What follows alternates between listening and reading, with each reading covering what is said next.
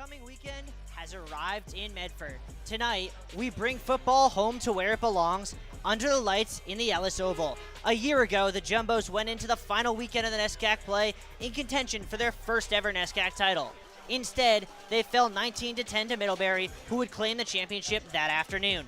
Now, 308 days later, Jay Civetti's team returns the best quarterback in program history, a talented defense, and a league-best special teams unit. The mission for this year is simple: NESCAC title or bust.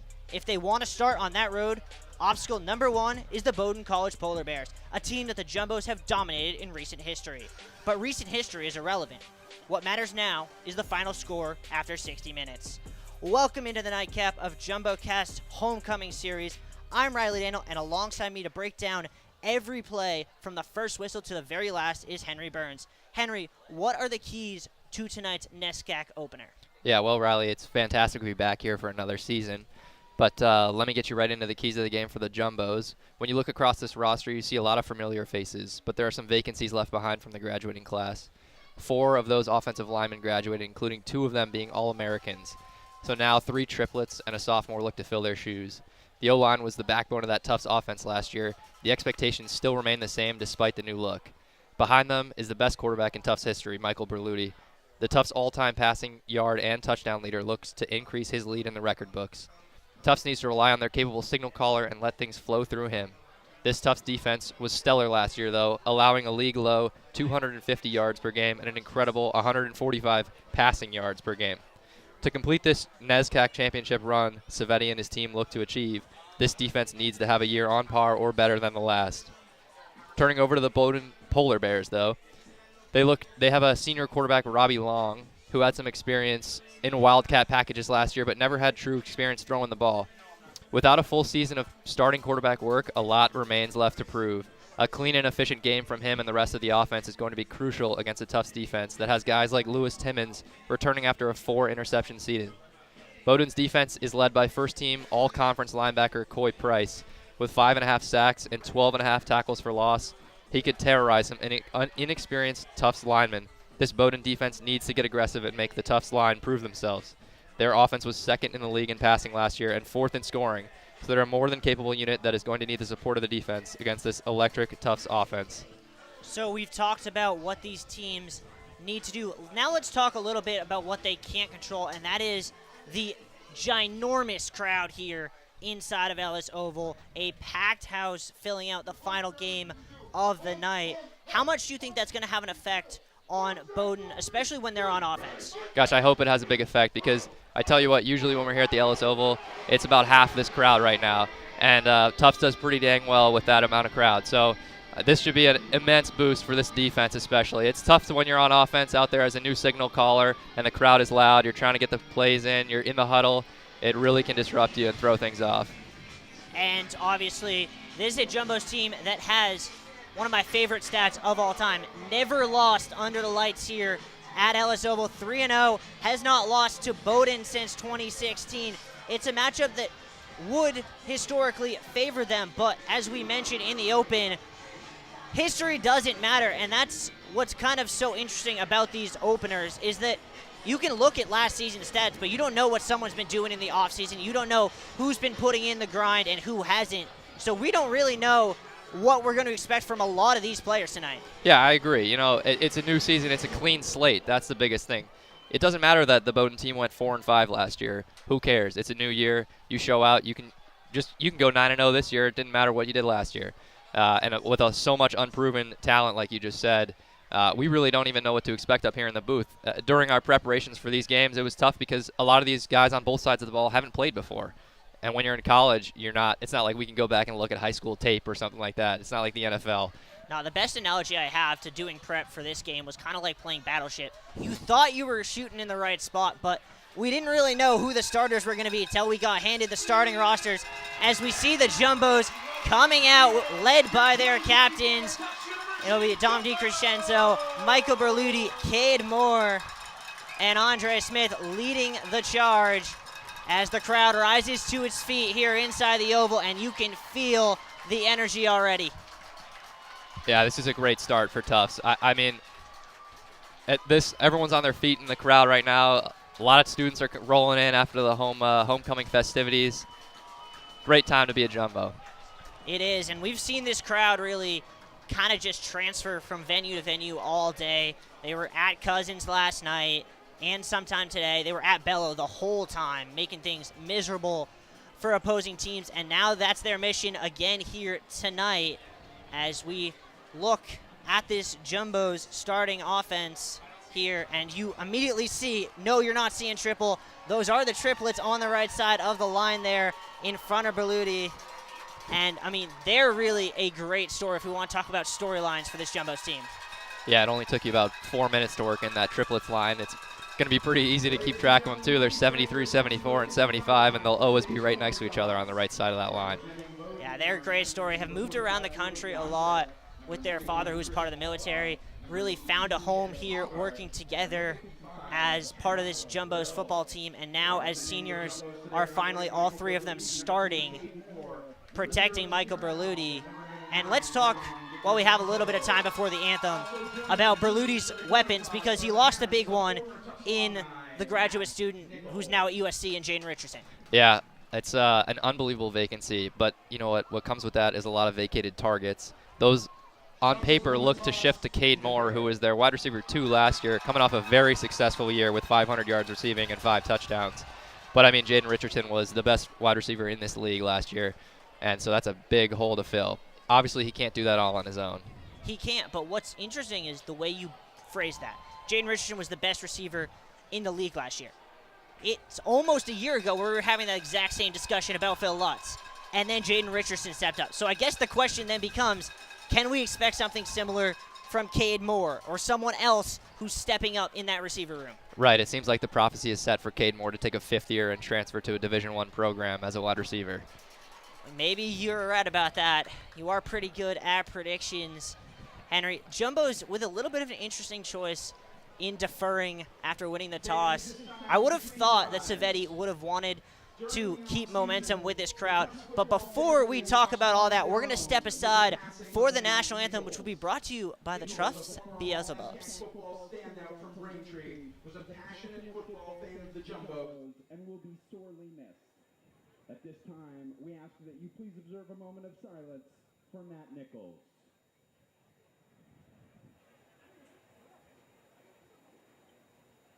Thank you. Now at this time, please remain standing, remove your caps, and face the flag as we honor America with the singing of the Star-Spangled Banner. Performing today's national anthem is the world-famous a cappella group, the Tufts Beelzebubs.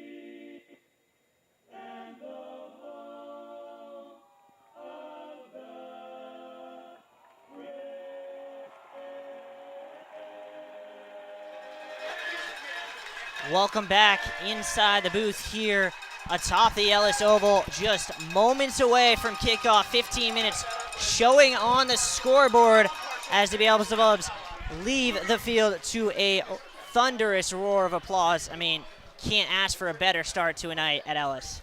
No, you're right. And before we went to break, you were mentioning how the Tufts team decided to defer.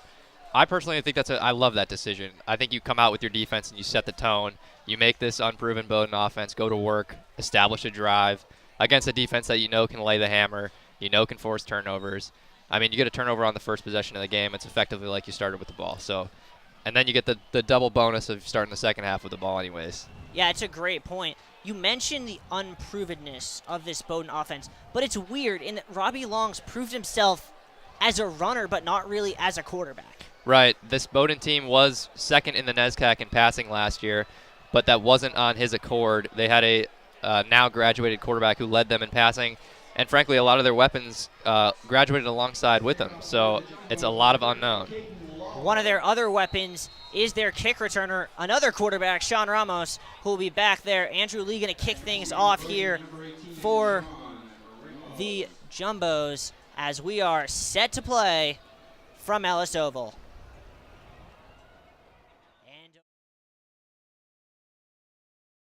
back, Bowdoin will start at their 25. Yeah, first time to see this Bowdoin offense go to work. I'm excited to see what kind of package and personnel they come out with. A lot of times it's tempting to start and just establish the ground game early, and I think that's totally fine if you want to take that approach. But me personally, I like to come out slinging it. Let them know that you're here to play and you're here to compete. Definitely a question that'll be answered really from the gun as we take a look at some of the weapons available for this Bowdoin attack. Looking at guys. Of course, you got to start with Robbie Long in the shotgun. Takes a snap, going to run immediately. Can't get very far, maybe a yard, but immediately and already a little bit of between play action between the two lines, but a real nice first play for that Jumbo's defense. Yeah, I don't hate that start at all. Your quarterback is very comfortable running that ball in the Wildcat from last year. Why not make him comfortable on the first play of the game? Let him settle in to this packed house. Luke Watson alongside him in the shotgun. A little bit of trouble communicating here for Bowdoin. Stacked to the right side. 6 on the line here on the snap. Long enough, look to throw. Looks left, now forced out of it. That one knocked free. We'll see what they rule. They're going to call that an incomplete pass, but once again, the Jumbos getting to Robbie Long. Yeah, that's Javier Rios in there getting the pressure and forcing that incompletion. I mean, he's one of the better returning players on this defense. Led the team in tackles for loss last season, and you see exactly why. And a big 3rd and 9 already for the Polar Bears, who need to get something going quickly or the decibel meter is going to break. Giving him a hard count. Give him a hard count. Seemingly not on the same page with the sideline. Play clock down to 5 already here. Takes the snap, drops back. Looks right, out route, no flag, incomplete pass, and a 3 and out for the Jumbos immediately. Love that. Jumbos came out and showed cover 2 man. That's a very difficult defense to play against as a quarterback. Really, your only options are if one of your guys can beat him underneath or you're taken off. Everything was clamped up there. Jonathan Casey, the punter for the Polar Bears, and he has to deal with the dangerous return man in Andre Smith. Yeah, Andre Smith was a very successful kick returner last year. He was 3rd in the NESCAC in kick return average with 19.9 yards per return. I'm sure you'll see the same success on this punt, though. That one end over end, Smith under it. Gonna try and take it right, has a little bit of a block around 1, up towards the midfield. Still going Smith, and eventually tries to cut back again, still on his feet, getting towards midfield. Down the left sideline, eventually pushed out of play at the 45. Fantastic return from Andre Smith. I mean, very dangerous to spin back like that, but man, when you have talent like that, you can do that, and you can afford to take that risk. He's itching to get some work on offense. I don't know how you can keep a talent like that away from the offense. Well, I question Savetti's decision to defer. You were right, Henry. Not only did they get a stop, they're starting with the ball on the Bowdoin 46. I mean, this Tufts team is pressing for a championship this year. They're hungry for that, and what a way to come out and show that you're about that life. Trips right for the Jumbos. Christian Shapiro in the backfield alongside Berluti.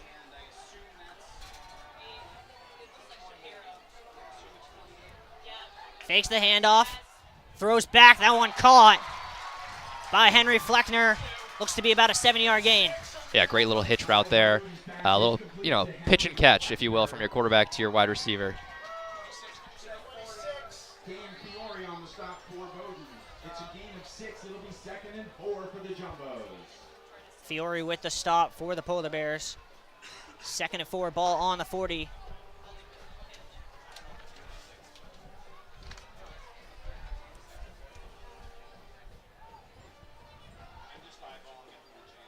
From the right side, Berluti takes the snap, looks to throw. Out route finds his man. That's Burton, and that's a first down. Little high-low smash concept on the right side, easy pitch and catch again. What I noticed from all of last season was the offense is real easy for Berluti to run. It makes it all make a lot of sense. Same concept was on both sides of the field there. He just picked which side he liked to throw to. And just a measurable amount of calmness with Berluti in that backfield. Takes a look left, now motion. Shapiro behind him. Handoff to Shapiro going right. Cannot find a hole. Might have lost a yard there. Yeah, great stuff by Bowdoin there. Way to really penetrate through the line, and now you get a tackle for loss and set Tufts behind the distance. Looking at like 2nd and 12 now. Yeah, and that right side of the line, the triplets we mentioned, there was a little bit of a gap there, which allowed Bowdoin to shoot it, get the tackle for the loss. It'll be 2nd and 12 now. Trips left.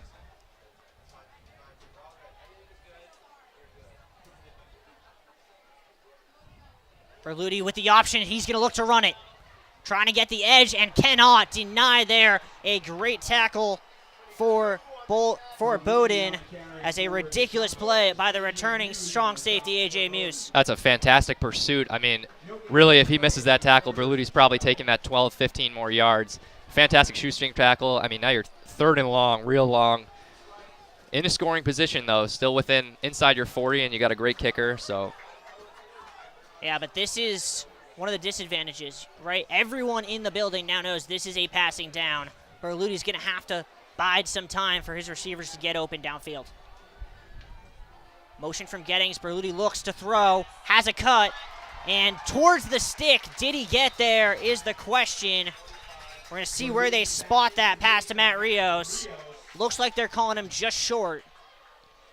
Yeah, that's an unfortunate route there. He just stopped right in front of the sticks.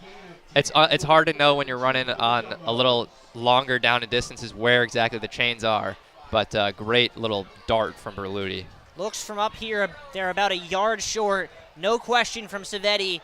They're going for it right away. Yeah, we don't have an analytical team with JumboCast, but I assume this would be a favorable spot to continue on 4th down. Has Rios to his left. Looks for the out route. Instead, dumps it off. Finds Cade Moore, and the senior gets the first down. Yeah, excellent. Way to rely on your most trusted and most veteran playmaker on the offensive side. Looks like a simple drag route concept where basically you're sending your 2 guys on the left to kind of cause commotion and set those pseudo picks on the pursuing defenders. And Cade Moore slips wide open in front of Berluti. It'll be Fleckner to go out wide with Cade Moore on the left. Rios to the near side here. Max protect for Berluti in the shotgun with Shapiro.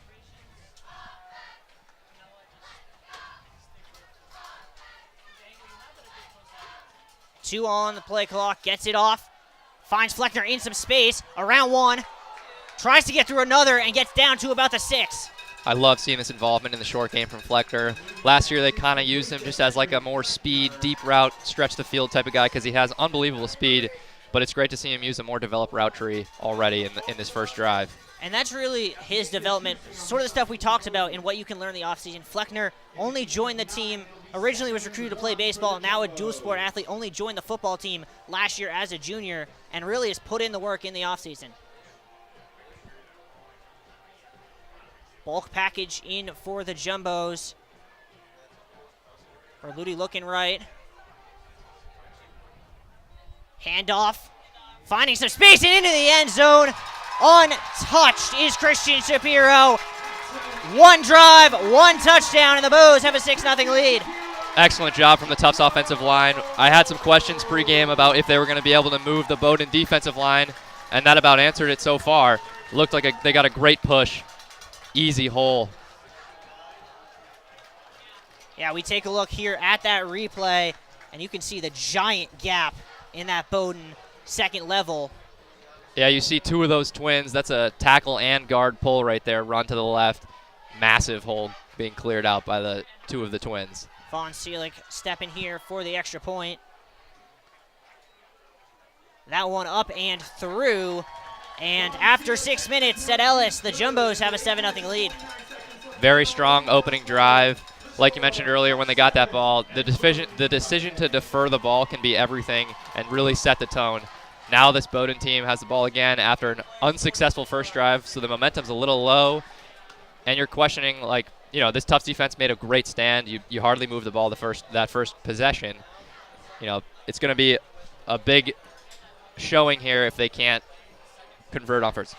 Yeah, it is, and I think that goes to the fact that the Jumbos, until third down, defensively, were never worried about Robbie Long throwing the ball. They were only really viewing him until it got into that 3rd and long situation as a runner.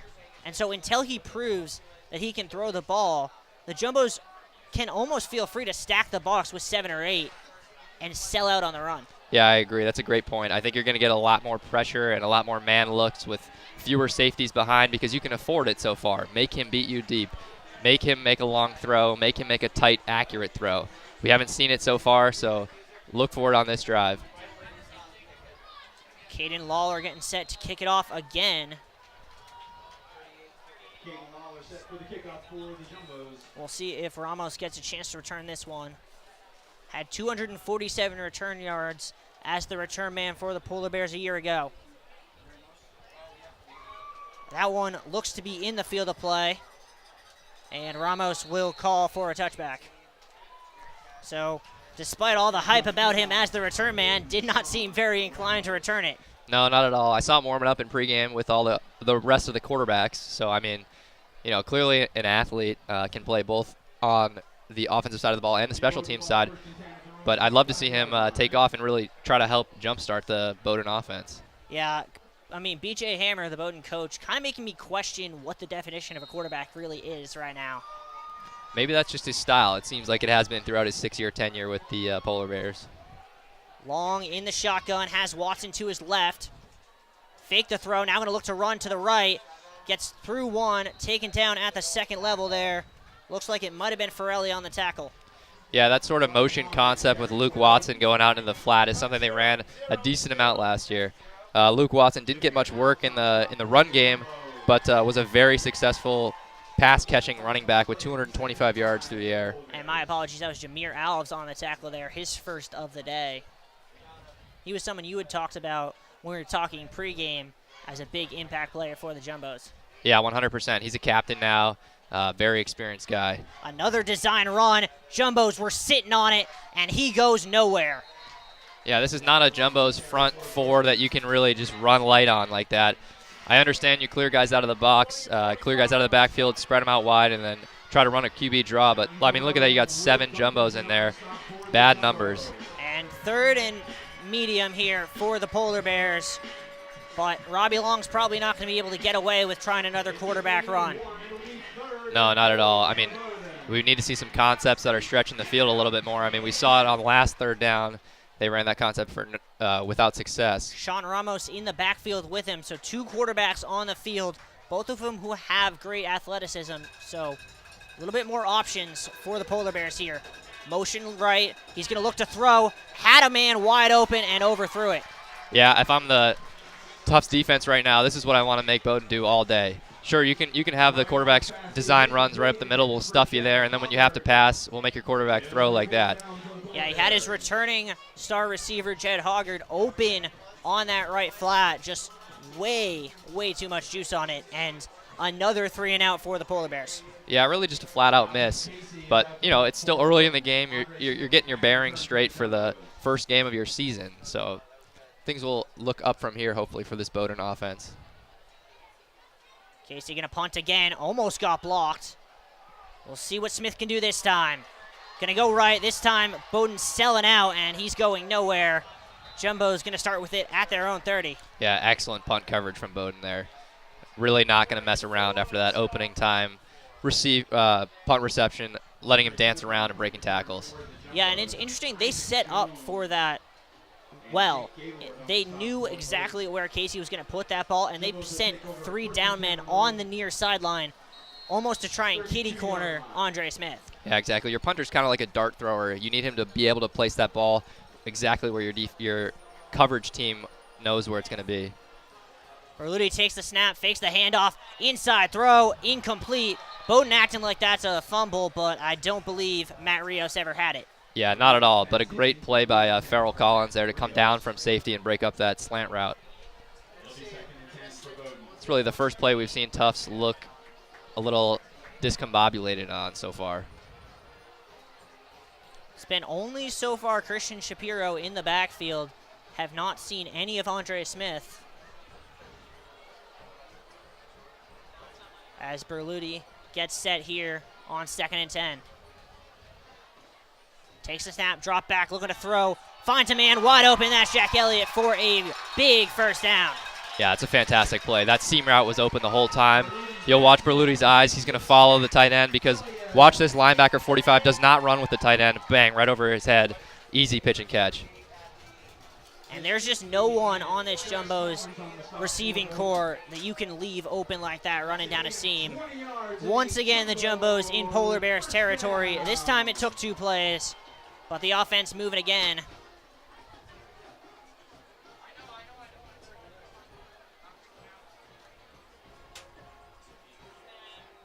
Berluti gonna run with this one, has some space, cuts to his right, dives down to the 40.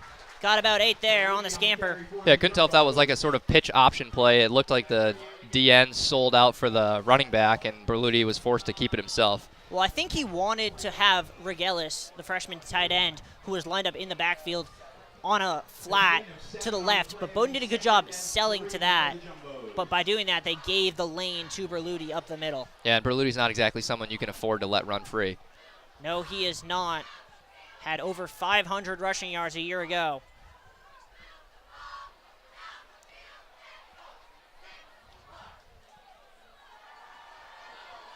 Takes a shot down the left side and in between the arms there of Matt Greco. Yeah, that's a great shot play. Berluti put it right in the bucket. Unfortunate to not come up with that one, but I like the concept, and I'm sure we'll see them come back to that play later on. And got to highlight there the offensive line, and specifically I'm thinking Michael Maeva, his ability to take out the man, I believe it was Tyler Larson on that near side, who had a free look at Berluti before Maeva just stood him up. Yeah, that's a great call. 3rd and 3 for the Bows. Might have been some movement. Cut inside, looking on the slant for more, incomplete. And now a decision time for Jay Savetti, and it looks like he's going to send out the special teams unit. This Bowdoin defense looks a lot more comfortable this drive. They're playing more aggressive. That's the second pass breakup you've seen. These safeties are flying down to those slant routes like magnets, and they're just getting in there with both hands. Yeah, that's a great point. Both the breakups on this drive were on slant attempts, one to Rios and then one there to Cade Moore. Yeah, both covered up by the safeties. Easy read when you're a safety to see someone stepping right in front of you. You just commit, run straight down in front of them. Jumbo's with a little bit of communication issues. Matt Greco did not remember he was supposed to be on the field for the punt. Finally gets out there, but they do not have any time left on the play clock, and that's going to be a delay of game. Yeah, like I said earlier, and like we're probably going to say all day, is it's the first game of the season, and these are things that can't be ironed out in practice. And through the long camp they had through August and September, it's just hard to get game reps like this. You can practice it all you want, but until you're doing it in front of a crowd of thousands where you can't hear anything, it's not the same. Yeah, and frankly, this isn't even the worst delay of game penalty. It gives your punter a little bit more room to pin him. Sometimes it's hard when you're super close to the end zone to keep it out of there. We'll see here what can be done by Lawler. Looks to try and get that one to hang up, and it will. Fair catch called for on the 12 for the Polar Bears. Yeah, good little pooch punt. You stick the Polar Bears back in a place where they really are forced to run a lot. It's hard to have your quarterback stand back when you're within your own 15 to 10 yard line. You can't afford to have him stand back there and take a sack. Well, and I think this really now allows the Jumbos to sell out onto the QB run, as it looks as if Sean Ramos is going to take, or he's not going to take some snaps, but he's in the backfield here with Robbie Long again. Could we see a potential Wildcat situation with either of the two quarterbacks in the backfield? Jumbo's ready for it, and they deny Long at the line of scrimmage. Yeah, a little bit of an interesting choice having your sophomore quarterback go in and block for your starter, but especially as Ramos is smaller than Long. So, you know, I think there's a lot more you can do with that package, and I think they'll be unlocking that as the game goes. They're going to get rid of Ramos here. Watson back to the quarterback's side.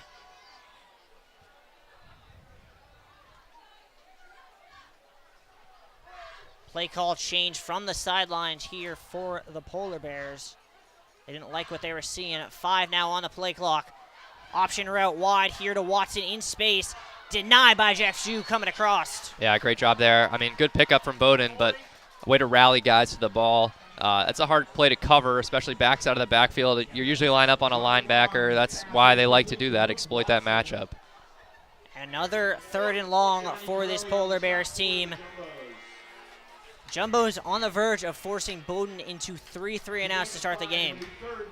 They still have yet to complete a pass over about 2 yards. Farrelly lining up like he might take a run here.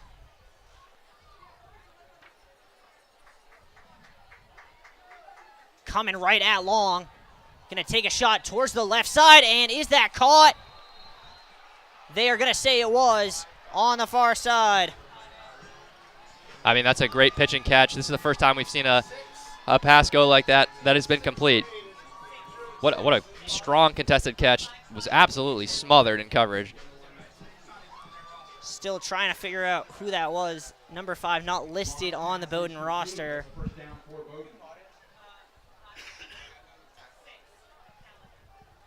The tackle was made by Jalen Callender, the Jumbo's safety. Ramos to his right, Long gonna run instead. Has a little bit of a seam to his right and is gonna get about 3. You know, when I was prepping for this game, I was having trouble finding game film on Bowdoin, just as you do with other NESCAC teams. And I couldn't find out really why Long had so many rushing attempts and so few passing attempts. But now I'm really starting to understand here. They are just still running him kind of like that Wildcat quarterback. 2nd and 7 here for the Polar Bears. Just under 3 minutes to go in the first quarter, 7-0 Jumbos. Bowdoin finally going to get set here with 5 seconds left on the play clock. Motion coming across, Long going to run, waiting for him, and taking him out there was Nate Sousa. A good little dive from Long to extend that play where it should have been blown up. I like that motion man. He's kicking out the wide end on the Jumbo squad, and he dives forward, take what you get. Setting yourself up easier on 3rd and 4 here. 3rd and 4 for the Polar Bears. Ryan Doyle on a bit of an island here for the Jumbos against Postemski, who's the Polar Bears' best returning receiver. I mean, Tufts is showing a strong look inside the box. You got 9 guys creeping into that box with only 2 out wide. Long looks that way, airs it out deep, over the shoulder, going up, and can't complete it. A great attempt there from Jed Hoggard, but it was broken up in the end. Yeah, Jalen Callender shows him the seatbelt after he breaks up that pass. Almost got Moss, but made a great play on the ground. I like that ball from Long, though. That's promising for this Bowdoin offense. I know the result wasn't where we want it to be, but a fantastic attempt at least. The best throw we've seen him make all night. But in the end, the result's the same. They're punting away to Andre Smith.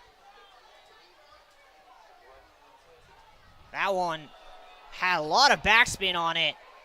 Then takes a very friendly roll for the Polar Bears and is going to give them about another 20 yards. Yeah, I was worried about that ball when it was in the air, but it must have kicked another 25 after it hit. Keep it away from Andre Smith is seemingly this game plan for the Bowdoin Bears special teams unit. It's a good game plan. We saw what he could do that first return. I would not want to give him a second. I agree. I'm shocked they even gave him a first attempt.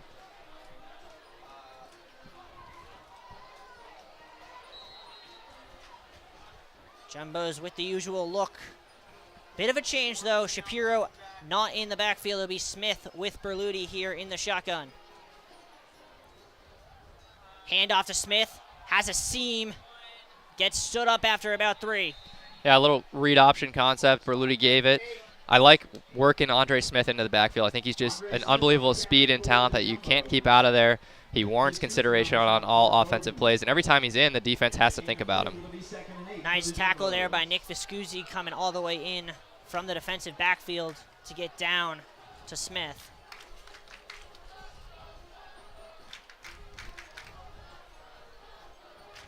Berluti gonna throw, out route, finds a man, it's Rios. Gonna be about a yard short of the yardstick, and a 3rd and short for the Jumbos. Yeah, great quick game concept. He knew he was going there pre-snap. You can see how much leverage the corner is given Rios out there. Jumbo's gonna up the tempo a little bit, out route, wide open Cade Moore. He will get to the sticks, but not much further. Good, take what you can get and get that first down. You don't want to take any chances on 3rd and 1. There's no reason, if they're giving it to you, not to take it. Be interested to see what Savetti does here. Jumbos do not have to run a play before the end of the quarter, and based on the looks we're seeing, I'm guessing they might not.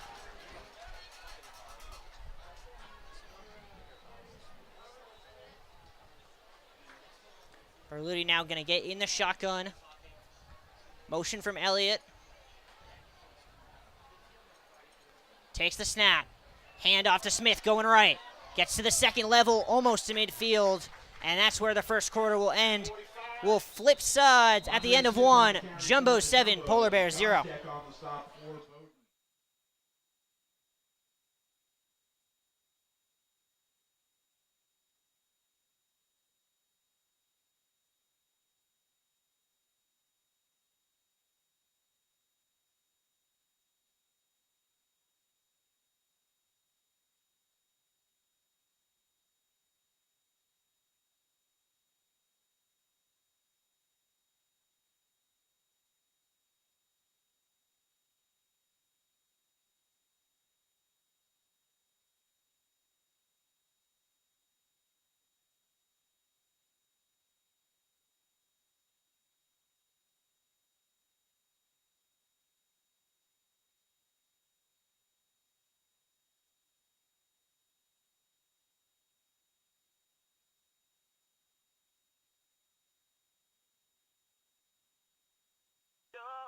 So hypnotic, magical.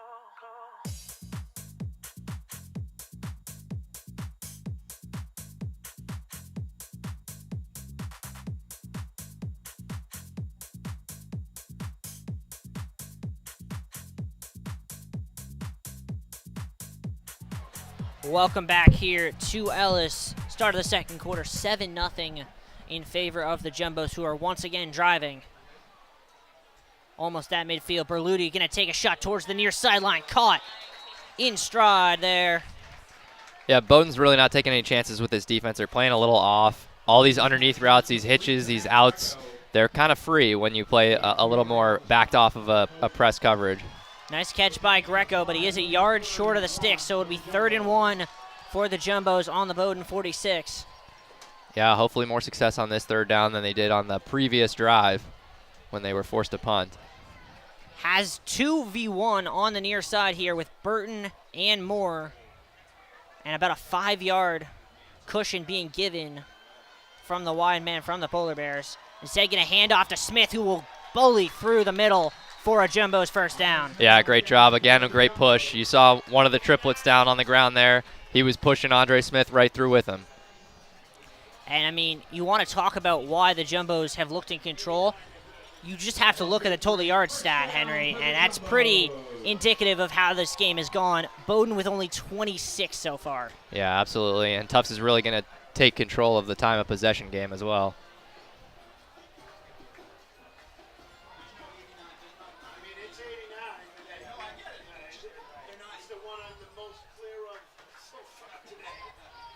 Berluti, handoff to Smith, cuts right, around another, and to about the 35. Nice upfield juke there from Andre Smith. Yeah, I love the burst from him as he took his first step here. No penetration from Bowdoin's defensive line, and a real free gain of 7. Tufts is making it look real easy on offense with these short gains. And the running game that wasn't really there those first 2 drives, with the exception of the Shapiro touchdown, has really reemerged since they entered Andre Smith into the offense. Yeah, and that's no discredit to Shapiro. I think they both are going to figure out how to be a 1-2 punch in this backfield. Crowd starting to get into it here. Blitz coming from the Polar Bears. Berluti surveys, finds Cade Moore around 1, up to about the 20, and lowers the shoulder. That's a great job by Berluti. Bowdoin showed a little bit of a delayed blitz. Berluti stayed calm, and when you have a veteran signal caller like this, he can afford to take his time. A 5-step drop and hits Cade Moore in stride. And gotta love that little juke there right as he lands. Hurry up here for the Bows. Berluti looking, throws end zone. One-hand snag. Did he catch it? No, he could not survive the ground. Nearly a highlight reel for Matt Rios. Yeah, that would have been your highlight play of the day right there. Fantastic little back shoulder. Berluti was waiting on him the whole time to get open, and he slung it at him. A picture-perfect throw from Berluti. Rios just couldn't quite survive the ground. And that was all started by the fact that Jumbos went hurry up. Bowdoin was seemingly in shock that there was a snap that had occurred. Yeah, it's a great job to use pace to your advantage, and you can trap them on the field, keep them from making substitutions that they might want to make. The JumboCast page is still going to the soccer games. I'll fix it. Smith not getting anywhere right now. Then a second burst will get him to about the 16. But another 3rd and long coming for the Bows. Yeah, you're in a place here where Bowdoin's likely to play man coverage back in their own, within their own red zone. They're defending the goal line here, but man-to-man is what you usually want to play when when the offense is in the red zone. And so Tufts has a pretty talented staff out there that can exploit your man coverage. And if I'm Berluti and they're in man, I'm looking to my right and I'm looking to Cade Moore. If he's one-on-one, that's where I'd like to see the ball go. Burton has some space. His man's backed off. Berluti looks that way. Being chased, going to throw it for Burton, who cuts back. And that one just drifted away. Great job from Burton to reorient himself, but in the end, that one was thrown out of play. Yeah, a little bit of a prayer here from Berluti, but you saw Cade Moore. He really broke open at the end on the corner route, but Berluti was getting flushed out of the pocket, and a great job by Bowdoin to do so. And so the Jumbos will have to settle for the field goal attempt as Von Seelig gets set here. This one will be from the 24, so a 34-yard attempt for the junior.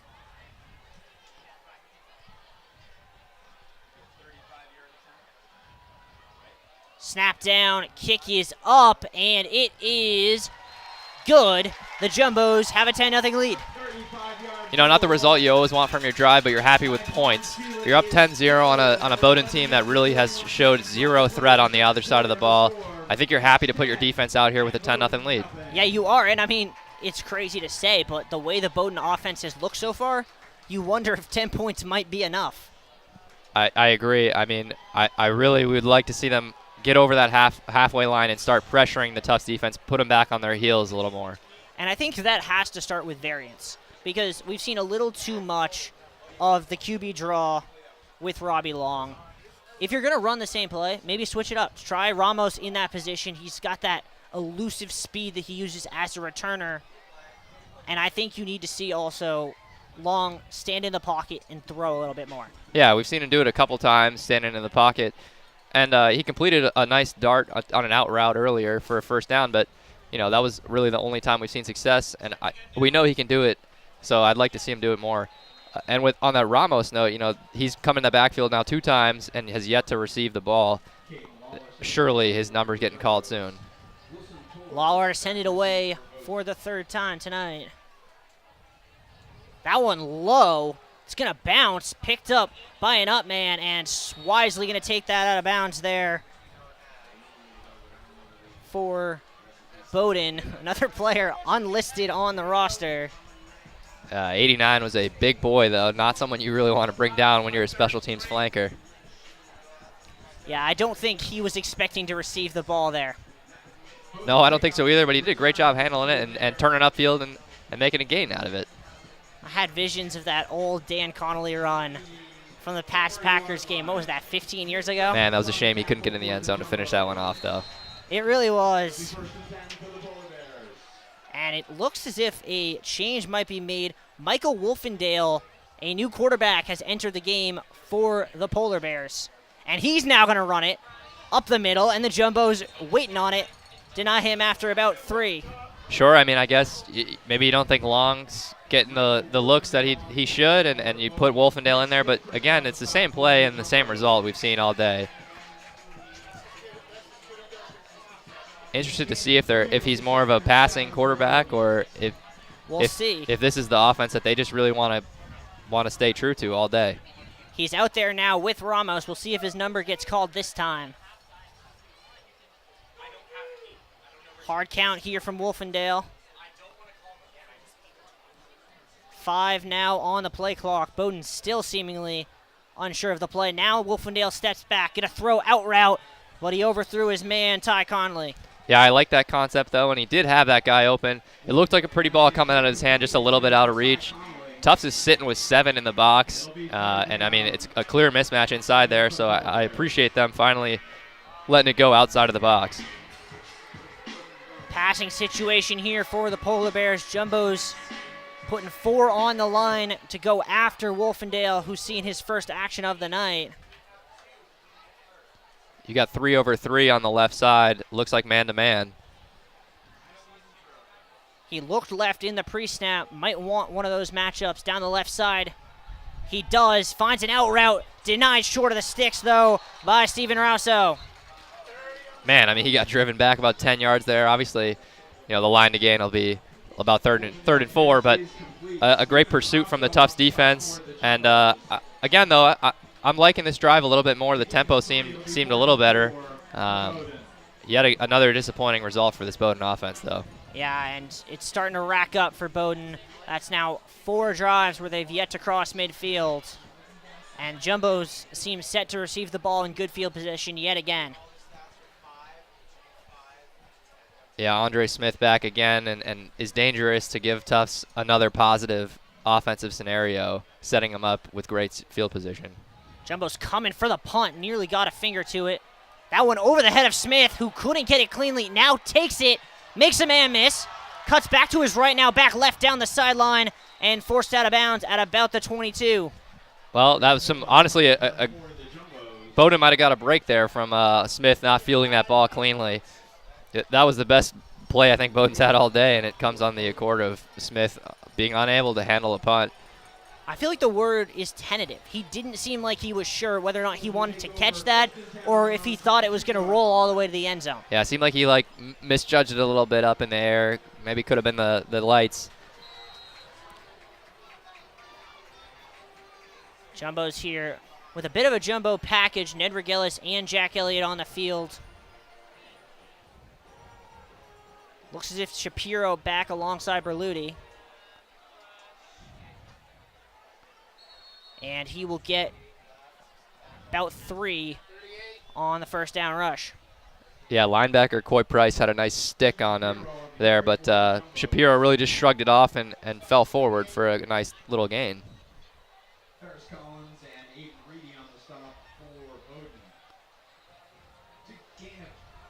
You can really tell it's the first game this season. Communication's been a problem really on both sides, especially in the pre-snap. Yeah, you've seen a delay game, and it just looked a little sloppy on both sides. Berluti with the option, cuts inside. A lot of contact, but a nice job defensively there from the Polar Bears, denying Matt Rios. Yeah, I like that little. I like you getting handsy and Nick Viscusi on covering that slant route. So far, Tufts has had some real struggles throwing that ball inside. Bowdoin's been all over it. We have yet to really see Berluti take a shot tonight. Be interested to see on 3rd and 7 an obvious passing down if he would think about it.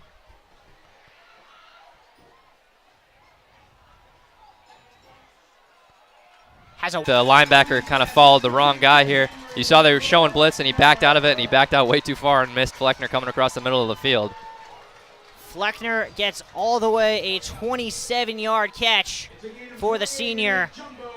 And once again, the Jumbos in polar bear territory. And once again, as soon as they get the first down, they slow things down. Yeah, I like running hurry up, though. Prevent substitutions and keep the same package on the field. You've been successful all day. Berluti looks back to Fleckner, going to go back that way, outside, in space, to the sticks. Another Jumbos first down. Yeah, I'm not sure what's going on, but that's twice that Fleckner's been left wide open. It really seems like a miscommunication here. They've got Young covering him out in the flat, and he's just not able to make it out from the linebacker Well, I can position. tell you why. It's because they're still trying to figure out who's covering Henry Fleckner, and Berluti's about ready to snap the ball.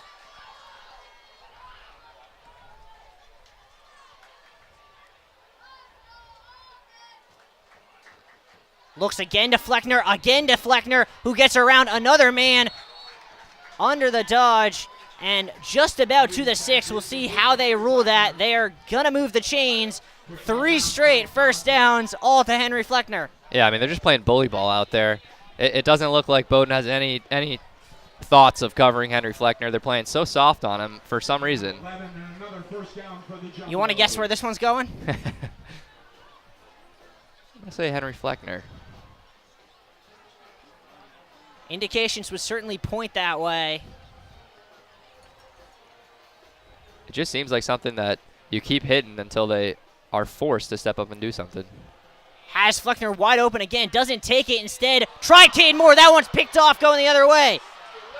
And going the other way, still with it, are the Polar Bears. An interception from Ferris Collins that came off the hands of Cade Moore. Yeah, that's an unfortunate situation. Berluti made a, like you mentioned in that call, Fleckner was wide open in the flat, but it just came and hit out of Cade Moore's hand. The ball was a little behind him. Just an unfortunate situation. And it is unfortunate, but at the same time, you wonder about the read from Berluti there as we see this on the replay. And you can see, once it runs, just how wide open Henry Fleckner is in space. Right. Bowdoin's playing that kind of bailout coverage, and they left him wide open. But Berluti instead decided to make a more technical throw, and it unfortunately went the other way. But this is a big start for Bowdoin. Gives them a little bit of life for the first time all night. Back to the starter in Robbie Long for drive number 5. Still have yet to collect more than 1 first down on a drive, have the Polar Bears. Long design run up the middle, going nowhere.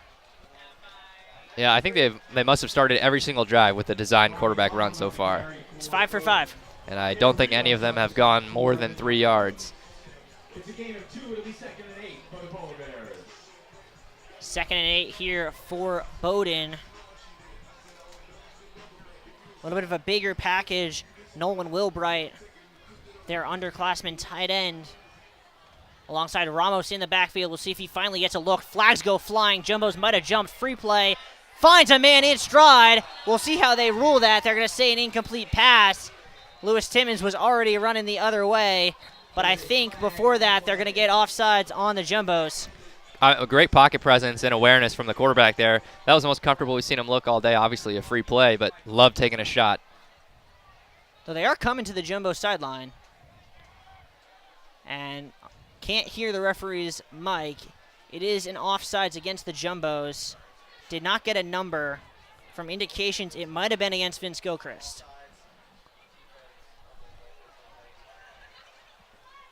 Yeah, not sure exactly who jumped, but again, nice job from Bowdoin offense. Just, maybe hitting them with the hard count, and great job to draw the flag. That's a tactical move.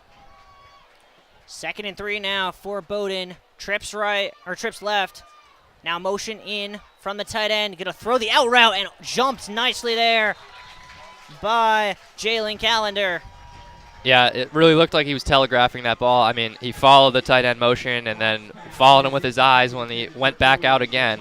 Tufts was all over that in coverage. 3rd and 3 And a jumbo package in for the Polar Bears, an extra offensive lineman, maybe 2.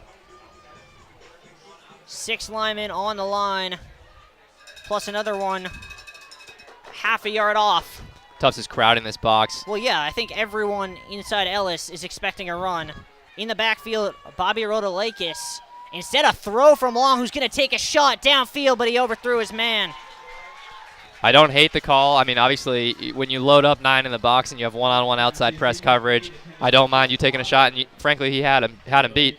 But know you're down in distance. It's 3rd and 2. You need 2 yards. Maybe a different route concept that is also a man beater would have been a better play. But yet again, they're going to look to punt here. It's the second time they've looked to a long shot to Jed Hogard on a 3rd and short. Both times they've come up empty.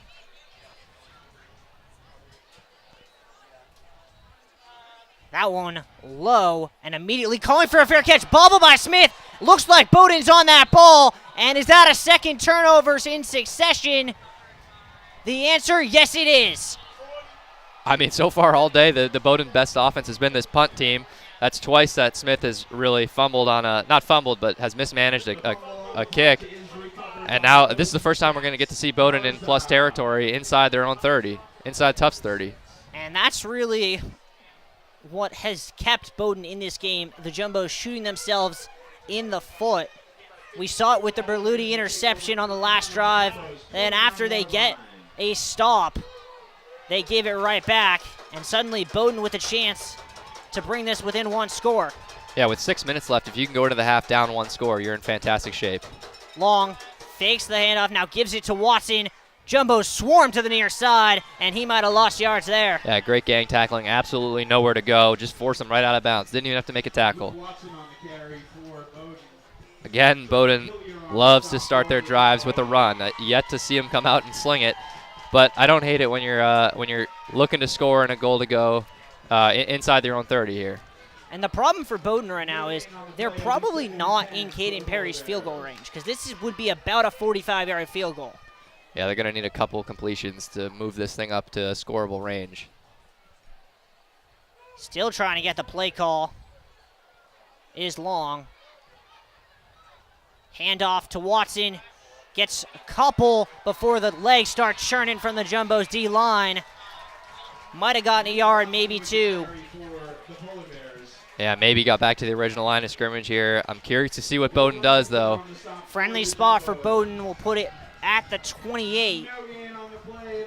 Still looking at a really long field goal if you're unable to pick up any yards on this down.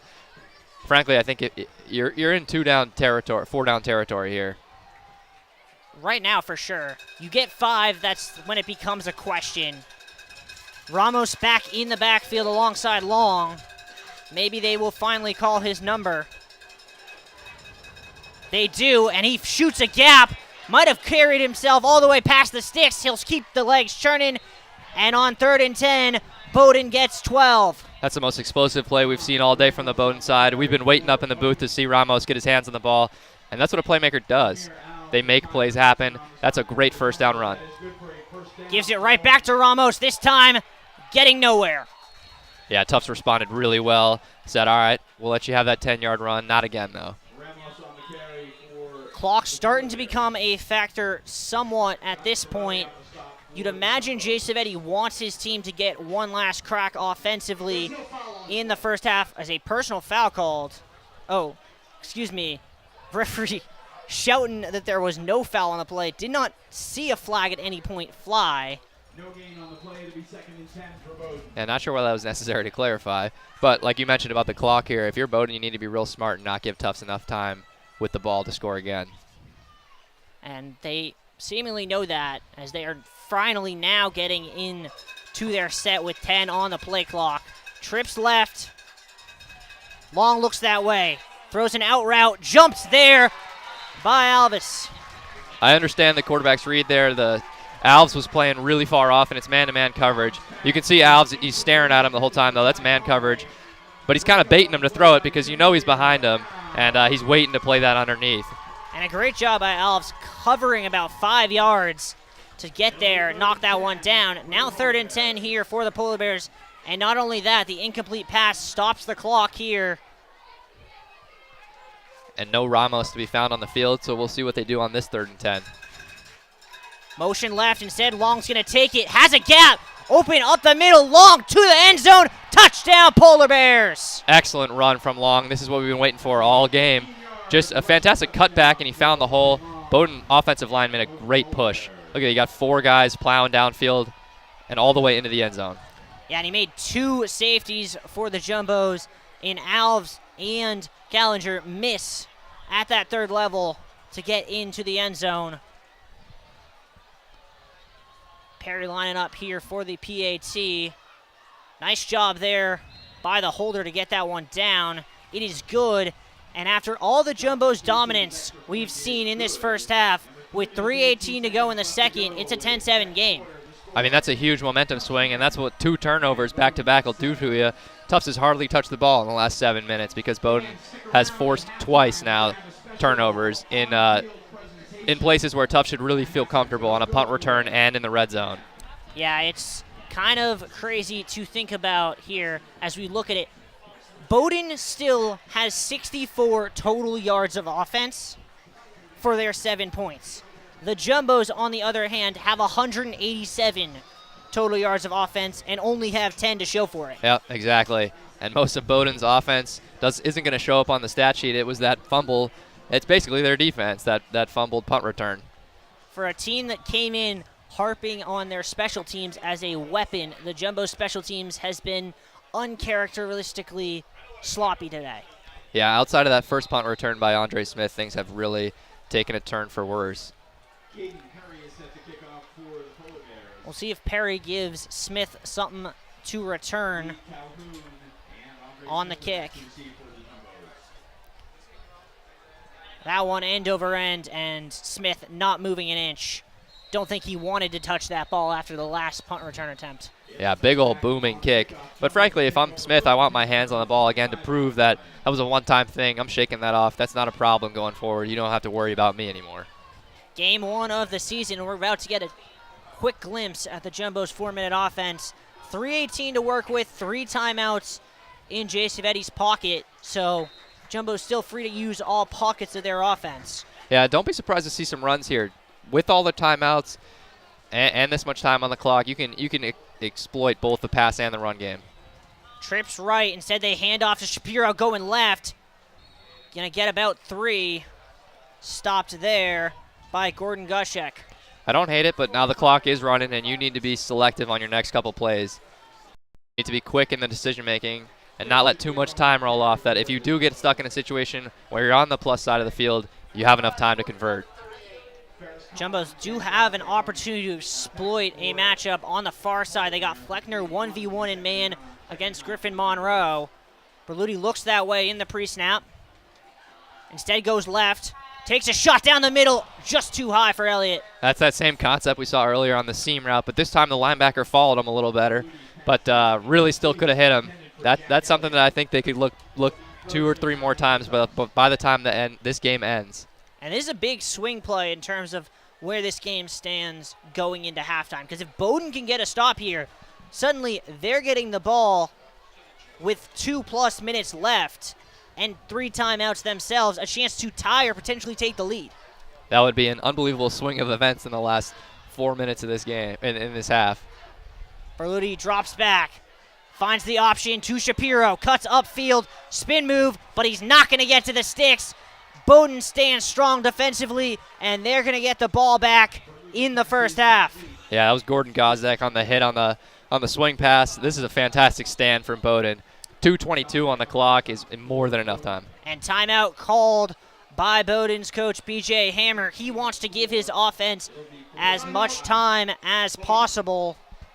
So they'll get the ball back with about 2:15 to go, with 2 timeouts in their pocket and a chance to tie or take the lead, which feels unreal to say considering the Jumbos were about to receive a punt up 10-0 about 2 minutes of game time ago. Yeah, and things looked really grim about, like you said, 2 minutes ago. I was looking like, all right, we're already looking ahead to next week, basically. If the Jumbos had scored on that punt return drive that they fumbled, you'd be looking up 3 possessions, and that's a tough deficit to come back to in a half.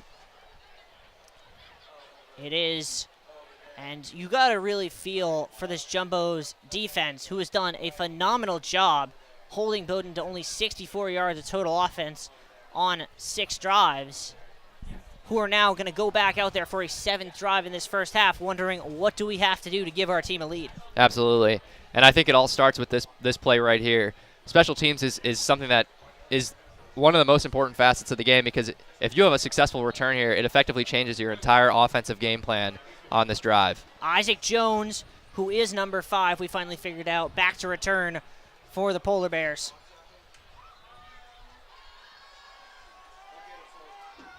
Low snap. That one not very far, and going to give the Jumbos the friendly roll it gave Bowdoin. And, well, Jones not playing any games, not going to risk doing what Andre Smith does, instead just falls on it. Yeah, I like that decision. You had 3 Jumbos right in your face. The only thing you're going to do by not going down is get smacked. So Bowdoin will come out here on their own 39, 2:18 to go in the first half. And suddenly it's the Jumbo's defense feeling a little bit of pressure. Absolutely. And like I was saying with the Tufts drive, I wouldn't be surprised to see some run plays here. You still have a 2-minute warning and 2 timeouts. You have plenty of time to establish whatever type of drive. I forgot about that now being an addition to college football this year.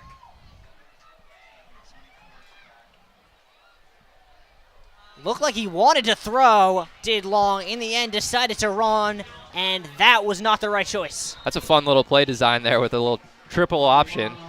Seemed like the tight end motion across, or the receiver motion across, was looking for a little pitch pass after the quarterback had kept it. And a stoppage to the clock. I think the referees just told Long that he had to leave the field for medical reasons. So maybe a concussion check, unclear at this time. Now an official timeout taken. Oh, it is the 2-minute warning. You were right, Henry. The 2-minute timeout. And Bowdoin now gets to think about it. But on the other hand, it's 2nd and 10. And you have to think that if Bowdoin were to, say, get less than 2 or 3 yards here, Jay Savetti might be aggressive enough to call a timeout of his own and force Bowdoin to actually take a shot on 3rd down. Yeah, I don't hate that at all. I think if you're Bowdoin, though, realistically, we're passing from here on out, or if I was Bowdoin. I don't hate one more run play, but you've only got 2 timeouts. Things need to start moving, and you have a lot of ground that you need to cover. And things have not been super successful on the ground game so far. I'd like to see them take another shot with Jed Hoggard. He's gotten a little bit of separation a couple of times now. Question of whether or not they can hit him as another quarterback change. Wolfendale back in here. So we'll see if that means Bowdoin's going to look to throw the rest of the way. No, it does not. He's going to run right, finds a seam, and will get 5 yards to the 45. So 3rd and short now for the Polar Bears. I like that run play, and now you're running hurry up. I'm sure during that 2-minute timeout, you put in more than one play at a time, and you know, okay, we can pick up 4 yards here, and now we're going to go. Wolfendale under center has Ramos in the backfield with him. Though no semblance of speed whatsoever for the Polar Bears. Yeah, really letting a lot of time waste off the clock right now. I think they don't want to risk giving the Jumbos the ball back with enough time to do something. Wolfendale going to take a shot down the sideline. Has a man, but he overthrew him. And I feel like I've said that a lot tonight. That time it was Isaac Jones. That'll stop the clock, and the Jumbos will get the ball back on the plus side of a minute to go. Yeah, like you just said. You said that a lot of times. It feels like a theme of tonight for this Bowdoin offense. There's been a lot of plays where their wide receiver has separation, and had there been a throw that wasn't an overthrow, we could be looking at a much different ball game. But now Tufts looks with all their timeouts remaining and 1:18 on the clock, and a prolific passer in Michael Berluti. It looks pretty dangerous. That punt shanked. This time Smith calls for the fair catch, catches it cleanly. 1:13 on the clock. Jumbos will start from their own 21. And a real test for Berluti's offense at their 2-minute drill. But you want to talk about what we've seen from the Bowdoin passing attack. The stats really do tell the story. 12 pass attempts, only 3 completions. Yeah, absolutely. And just watching the game, you can feel that lack of success through the passing game. Tufts defense has given them minimal respect, and they're sending a lot of pressure every play now. Berluti under center in the shotgun. Takes a snap, looks left, double comes there, cuts across to Cade Moore, gets around one, has space down the right sideline. Moore flying down the sideline and out of bounds at the 35. That is worst case scenario for Bowdoin. A fantastic plus yardage play for the Jumbos, and now they're going to be moving quick here and keep them on the field and while they're tired. And Cade Moore did get out of bounds, so the clock is stopped now. 41-yard gain on that one. Berluti right back to it. Looks left. Now going to look to scramble. Spins, gets horse collar down, no flag. And a timeout from Savetti. Big time sack from Bowdoin. That's how you suck the momentum right out of Tufts offense after that huge play. Nothing like a sack to bring things back to level. Not only the Tufts offense, but the crowd. You could hear the change in decibel levels as soon as Berluti was in the grasp. Especially when you have your offense queuing up in a no-huddle look. You're expecting big things. You're looking touchdown after another big play. Savetti likely to give the team 2 or 3 plays here and wants to be able to utilize all portions of the field without having to necessarily burn another timeout. Be interested to see if he gives Berluti the chance to take a shot right now, knowing that Bowdoin's probably going to try and guard the sidelines. Yeah, I agree. You have a kicker with a pretty big leg, too. You can afford to, maybe only pick up 10 or 12 more yards. But with 2 timeouts remaining, again, you still have a lot. The middle of the field is not shut off at all.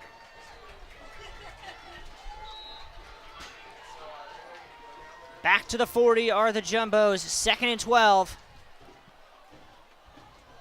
Spread offense here. Berluti looks right, dumps across. Fleckner could not control it. And the first time all night, Henry Fleckner's been unable to corral one. Yeah, again, though, they're leaving him wide open on this little drag route across the middle. Maybe that's the inexperience of Fleckner coming over a year or 2 ago. You like to see him watch that into his hands and then run. I think it's tough when you're catching in such open space. Sometimes you overthink it. And now we'll see what the Jumbos do.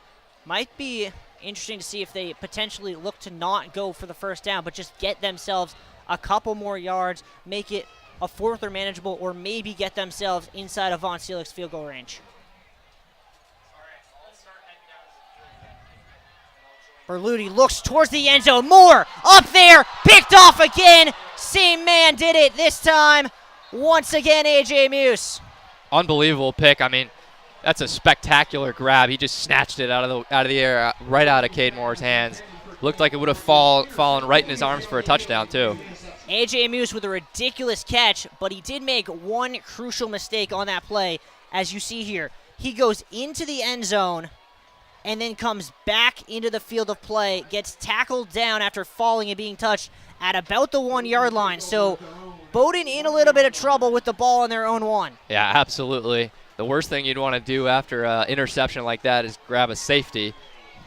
But, this offense has done a pretty good job of using their power quarterback and running right up the middle. Would not expect anything else. They are going to try it. Did they get out of the end zone? It looks like they did. Savetti calls timeout wisely.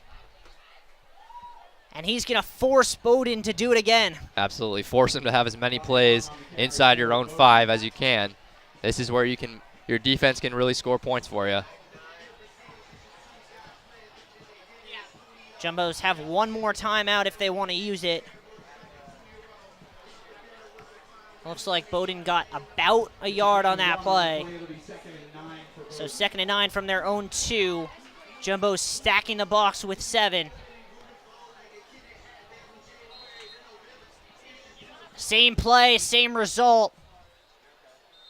And same decision from Savetti, it looks like.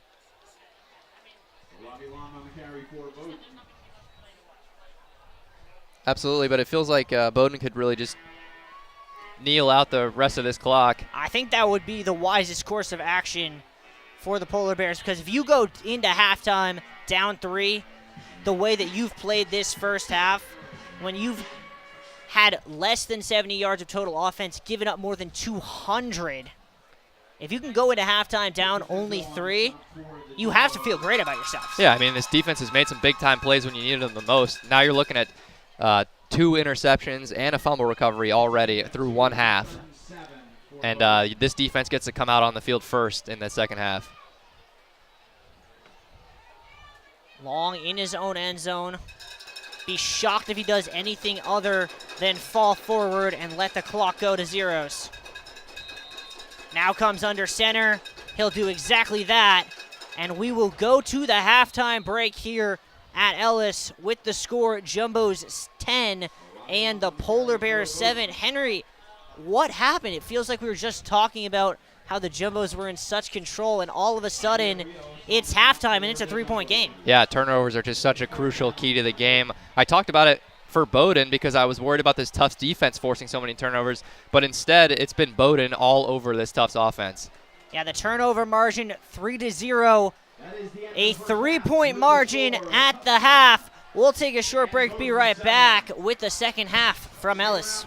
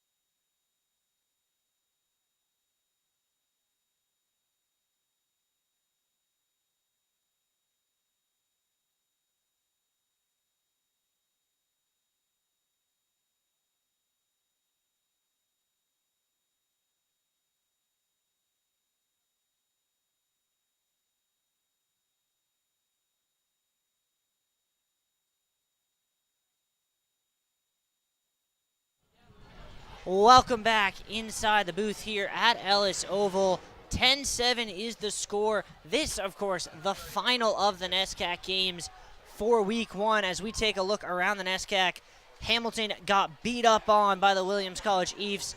A more competitive game on the other side of Western Mass with Amherst winning 19-7 versus Bates.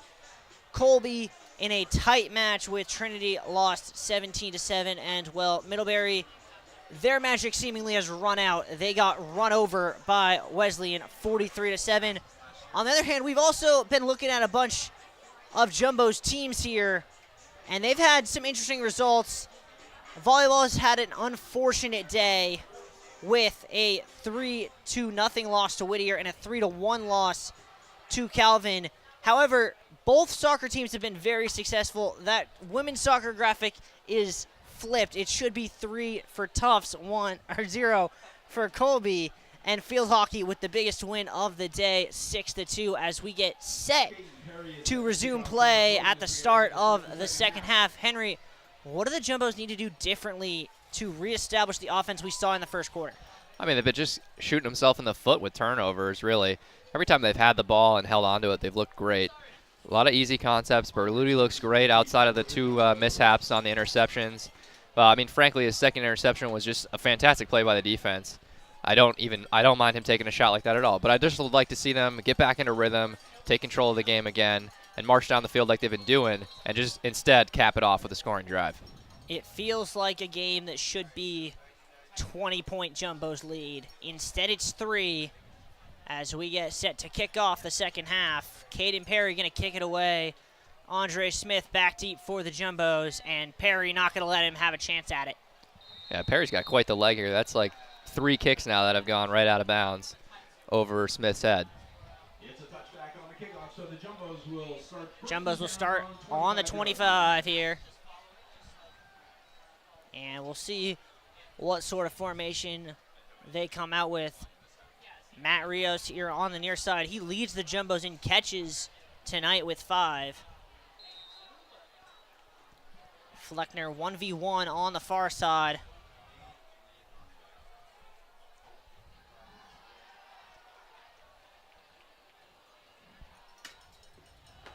Berluti getting blown up, gonna throw from the back foot and just throws it away. Yeah, Bowdoin doing a real good job of making him uncomfortable back there. That's a couple times today that he's been flushed out, forced to throw off the back foot, out of bounds. You know, he missed earlier, I think it was to Cade Moore on that corner route in the end zone. He missed that one out of bounds because he was flushed out.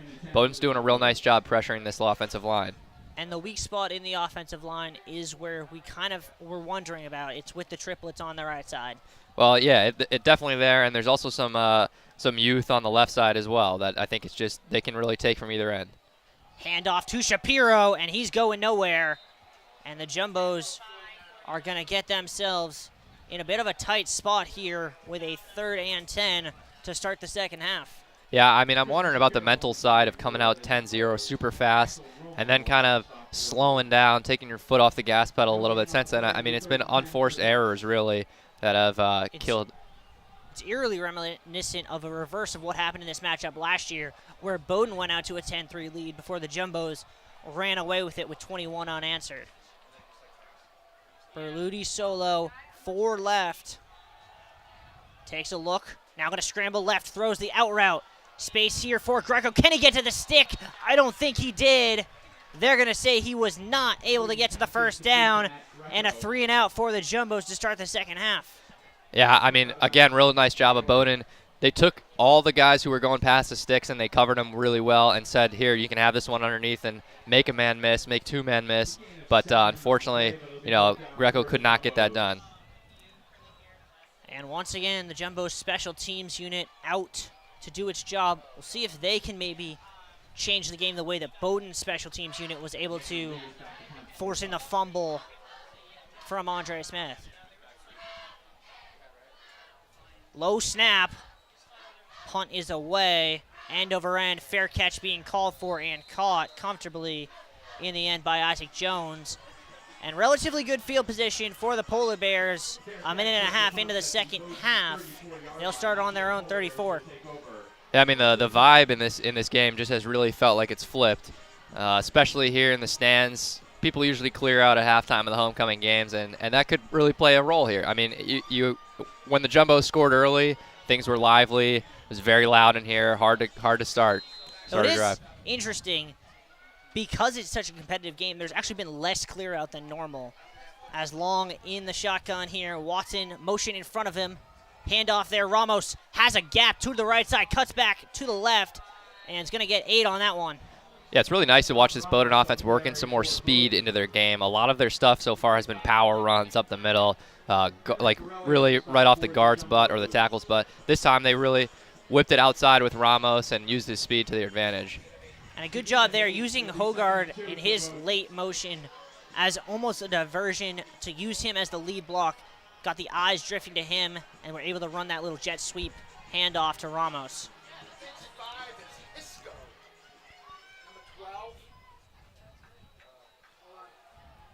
Run here for Long. Dives for the sticks, and he might have gotten there. Yeah, did a really good job of making something that wasn't there happen. Easily could have been blown up in the backfield. Was following that motion man and as his lead blocker and did a good job spinning out of a tackle and diving forward. And a first down here for the Polar Bears, who are marching really for the first time all night. Yeah, that's the first time we've seen him convert on a first down in 2 plays. Jumbo showing 5, now 6 in the box. And it causes Bowdoin to back out of their initial play call.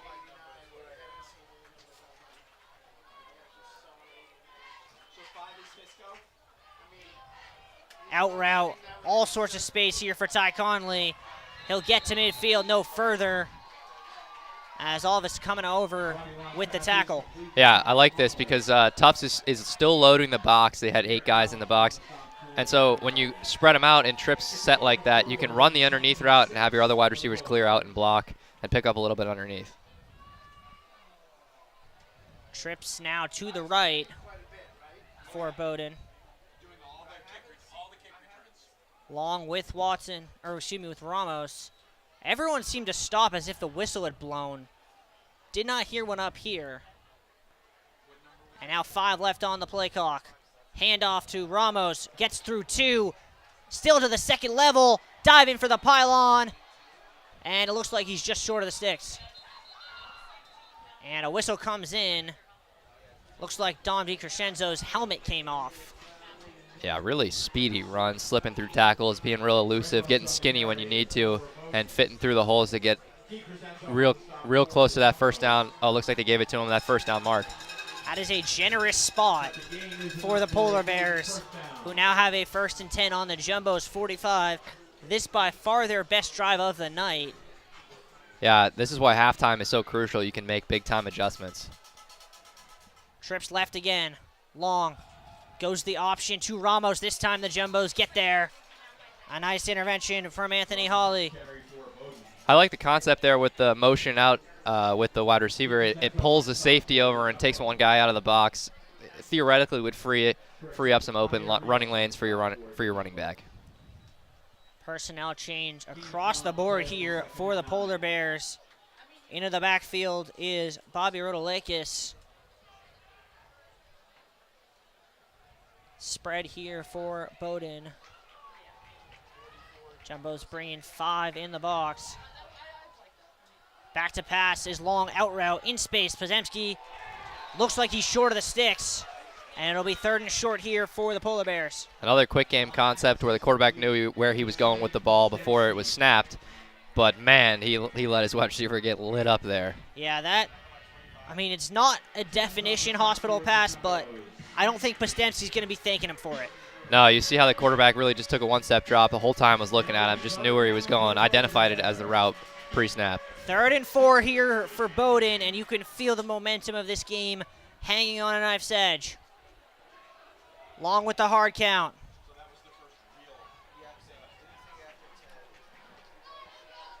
High snap, Long, gonna take it left. Gets denied before he can get to the sticks. A huge tackle there made by Henry Forelli. Yeah, great job by Henry Forelli stepping up, filling the hole. That quarterback looked like he kind of made the wrong choice and picked a hole where Henry Forelli stepped up right into and filled. No hesitation on the other side from BJ Hammer. He's going for it on 4th and 3. I don't hate this call at all. I think it's a great decision. You've had success on this drive so far. Long with the hard count, trying to draw the defense off. Cowbell's ringing here on Ellis.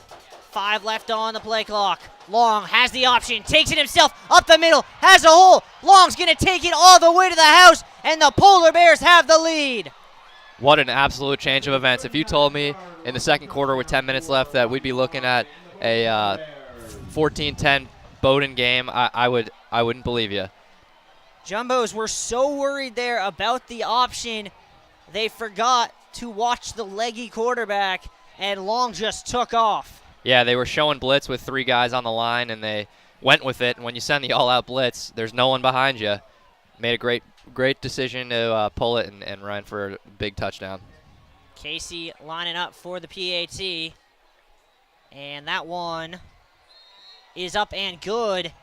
14-10 Bowdoin, 14 unanswered for the Polar Bears, and it is gut check time for the Jumbos. Yeah, I really need to lean on Berluti here. Set him up easily. I mean, so far he's looked uncomfortable in the second half on that first drive. Let's make some pitch and catch throws. Maybe let's lay it off into your running back, have him set the tone a little bit.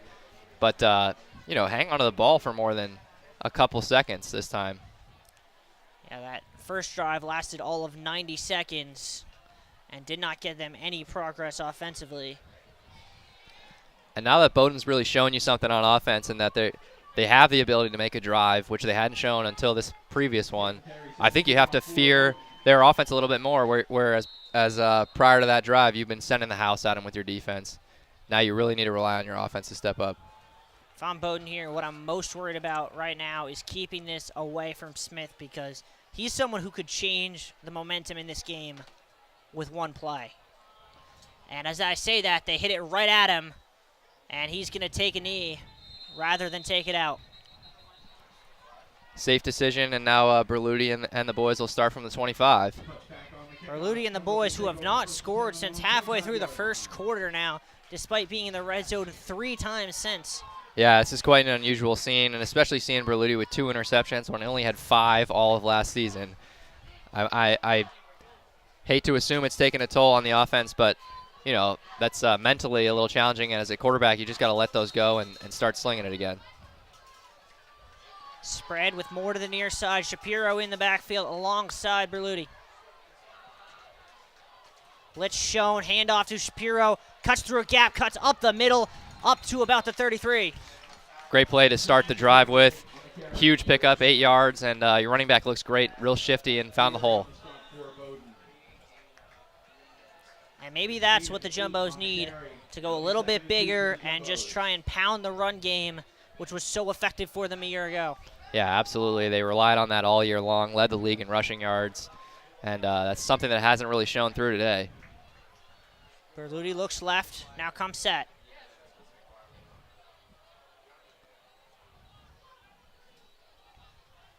Handoff up the middle to Shapiro. Berluti fooled me with that little read option and did enough to fool the Bowdoin defense to move the sticks. That's a great job handing off. I mean, we just haven't seen a ton of Shapiro today, and I like them giving him work and designing plays for him.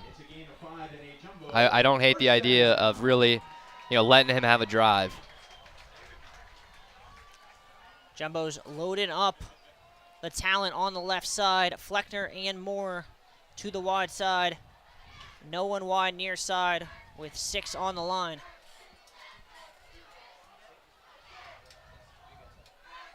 Berluti looks that way. Out route, in space. Cade Moore got it and got to the sticks. Excellent job finding your trusted wide receiver on his favorite out route. Little stick route, 10 yards and out. Found him in wide open space, and you'll happily take that all day long. And just as Bowdoin did in the previous drive, the Jumbos start off right away with 2 quick first downs.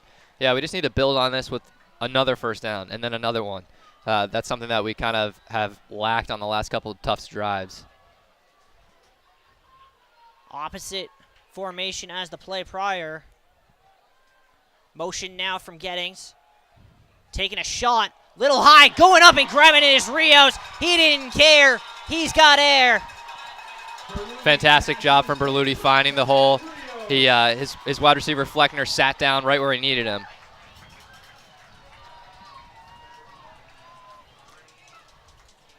Rios on the catch there. My apologies. That is his 7th catch already tonight.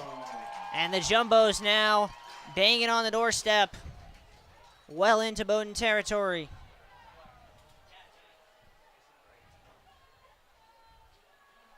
Berluti has 1v1 matchups on either side. Looks left, gonna take a shot. Wide open, that time it's Rios again. Lowers the boom and inside the 10. That's called a hole shot right there against cover 2 defense.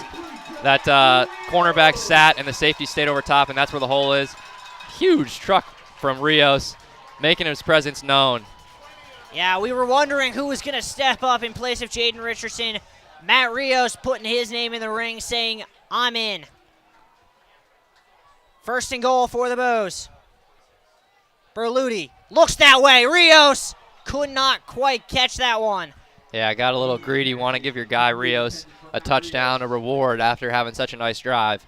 But he was smothered in coverage there. Yeah, I think if Bowdoin stays where they were defensively on that first play, I think Berluti's got to look the other way because Cade Moore is 1v1 with about 25 yards of space on this right side. Yeah, absolutely. Look for him to dial up a pass to Cade Moore. Rios going to come join him on the near side. Fleckner going to take Rios' spot far side along with Elliott. No one on Fleckner. Now they switch to an out route there. Berluti gets hit and sacked. Nasty sack with 3 or 4 guys on top of him. Kind of looked like he got contorted weirdly when he went down. Really nothing open in coverage. It looks like he was looking for the wheel route there. Wasn't available with Shapiro. And now the Jumbos with 3rd and goal from about the 14. It'll be 3rd and goal for the Jumbos from the 14-yard line. Trips right.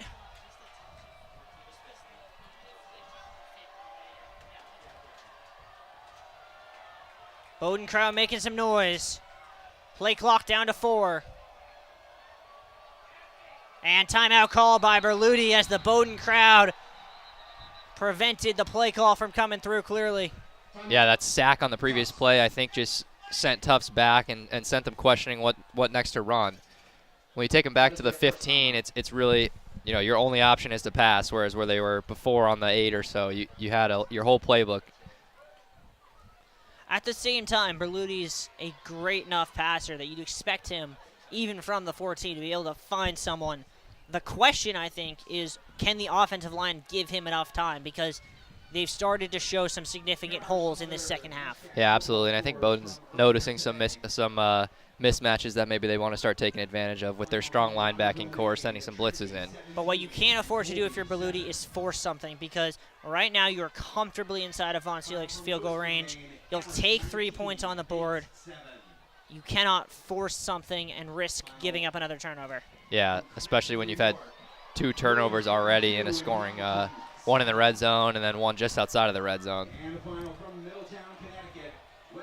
Fleckner and Burton to the left, Rios and Moore to the right, Shapiro in the backfield alongside Berluti.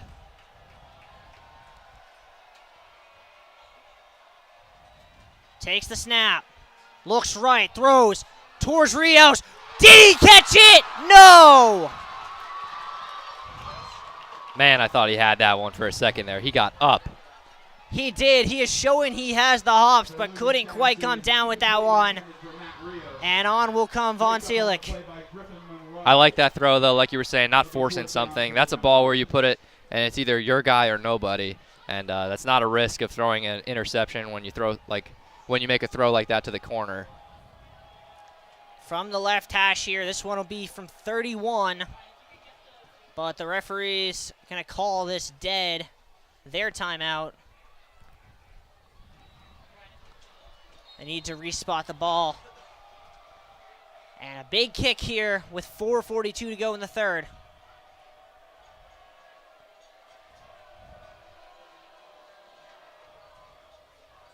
Snap down, kick is up, and it is good. The Jumbos stem the bleeding, score for the first time in half an hour, and cut it to 1. Yeah, it's nice to get some momentum back on your side and put a little bit more pressure. But it was a one-possession game before the Tufts started this drive, and it's still a one-possession game. They're still trailing. They are absolutely. But at the same time, we get the feeling that Matt Rios might be something special. You really saw it there on that drive. Yeah, you love to see someone wear number 5 and wear it with pride after Jaden Richardson did so well with it last year. Yeah, I can't imagine they gave that number to a receiver without putting some serious thought into it. Yeah, exactly. The question now becomes, can the defense get a stop? Something we were almost unwilling to ask for the first 25 minutes of the game. Right, I remember like kind of hoping that the defense would let one through for the sake of the game, but now they've let a few too many through.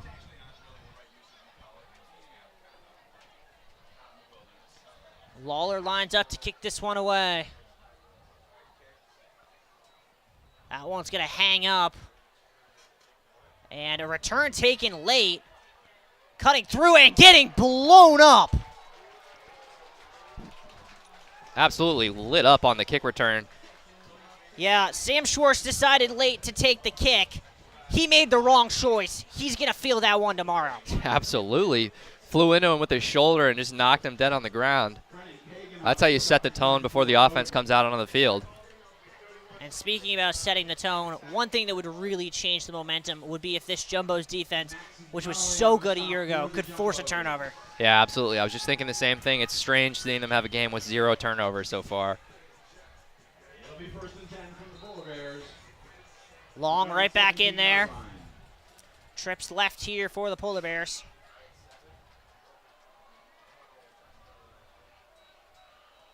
Option play, handoff, going nowhere is Watson. Yeah, I think there's no reason if you're Tufts to get uncomfortable. I know you're down 1 point in this game, but there's still so much time left on the clock, and really you've dominated most of this game. Aside from the 2 turnovers, all your drives have been long and within scoring range. Loss of 2 on the play. It'll be 2nd and 10 for the Polar Bears. Lost 2 on that play, did the Polar Bears. So 2nd and 12. Inside their 15 now. And the Jumbos stacking the box with 6. Fakes the handoff long, now being chased. Takes a deep shot, wide open. Postemski, and for the first time all night, it wasn't an overthrow, it was an underthrow. Yeah, the quarterback just held onto it too long, and I think it eventually got out of his range here. Man, he had him open for a real long time. I mean, if he throws that ball when he first sees him, Postemski's going to the end zone untouched. Yeah, he burnt his defensive back who was assigned to him, and that's a real missed opportunity. Now you're forced. That's something you don't see a lot. He was 1v1 against Lewis Timmons. I don't remember the last time I've seen Lewis Timmons beat 1v1. Yeah, absolutely. 3rd and 12 now for the Polar Bears. Can the Jumbos get a stop? Blitz coming from both sides. Rios nearly got there. Long throws it away. Was that picked? I believe it was, and it's an interception. It's like we spoke it into existence. That's exactly what you need if you're Tufts. Now you're in the red zone instantly after a fantastic play by your defense. And a crazy play going over the top. Ty Richardson says thank you very much. Robbie Long probably is going to regret throwing that ball, as we see here on the replay. Yeah, I like him stepping up and avoiding this pressure. Looked really smooth, and then he looked to take the run and set his feet again and threw it, but he just missed his guy. You see right over his outstretched arms. And look at Richardson coming over the top there with the one-handed snag. And we talked about turnovers changing momentum. All of a sudden, the Jumbos, down only a point, have the ball on the Bowdoin 23.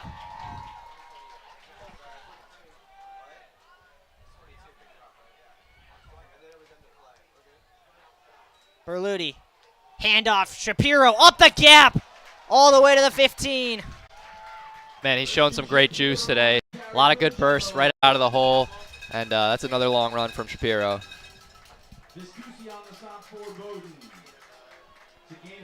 Jumbo's crowd starting to make more noise. Hurry up here for the offense.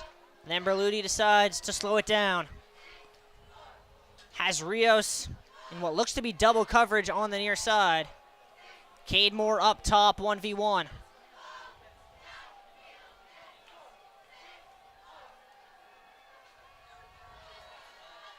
Handoff to Shapiro, who gets through the hole. Think he got enough for the first down. We'll see if they move the sticks. It looks like they are going to. That'll be a Jumbo's first down at the 12. Really a big opportunity to convert here from the Jumbos. Love them picking up that first down, but now it's time to score a touchdown. A field goal would be a very disappointing result on this drive. Agree, got to punch it in. That gain is good for a first down for the Jumbos. Shapiro behind Berluti here.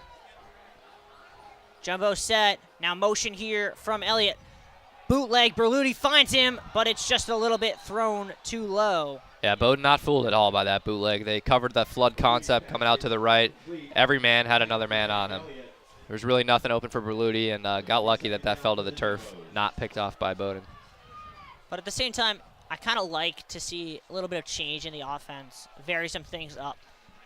Would love to see Henry Fleckner get back on the field because he was so dangerous in that drive towards the end of the first half at making men miss.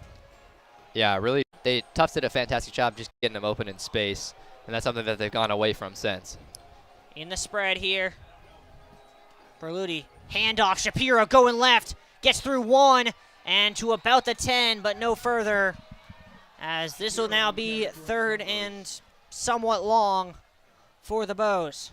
Yeah, no need to score a touchdown on this play. They still could pick up a first down if they get to the 4, but you know, it's always one of those things where you want to score the touchdown. It'll be 3rd and 7 for the Jumbos.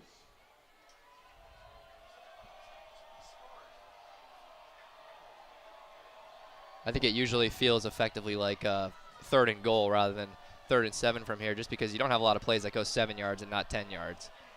And another timeout going to be called by the Jumbos, and you get the feeling that Jay Savetti might want those back. Yeah, absolutely. You're only left with one timeout, and still 1 minute and 35 remaining in the 3rd quarter. If the entire 4th quarter to play in a close ball game, those timeouts could come back to bite you. It's really one of those where if you can turn it into 7, it's worth it 100%. But if you don't, that is a colossal waste of a timeout. Yeah, absolutely a cost-benefit analysis there. Something that you need to see him capitalize on this drive. A touchdown and then maybe a 2-point conversion would really make this a... I didn't even think about that. Do you think Savetti would go for 2 in this situation if they were to score? Absolutely. I don't think it would make any sense to not, because the difference between 5 versus 7 is not very large. Now trips to the right. 1v1 is Rios left. Jumbos still seem unsure as to what the play call is. Bowdoin defense trying to make some noise. 10 left on the play clock. Shapiro switches left to provide a blindside block. Berluti takes the snap, rolls right, throws it. Got more in space, denied short of the sticks. And now what's the decision? Real sticky coverage from Bowdoin there. Great job just staying with your man, having a hand on his hip, riding him to the outside. You can afford a 3-yard completion. You can't afford a 7-yard one. And it'll be another field goal attempt for Von Seelig. This one to give the Jumbos the lead, but you can't help but feel that this was a wasted opportunity. Yeah, it's the 2nd time in a row the Jumbos have been in the red zone and been forced to kick a field goal. I understand you're converting to points, but it's just never the result you want when you're inside the 20. Ooh, looked like they might have gotten an offside. And the crowd sure thinks so. Could you imagine? Still waiting on a final decision.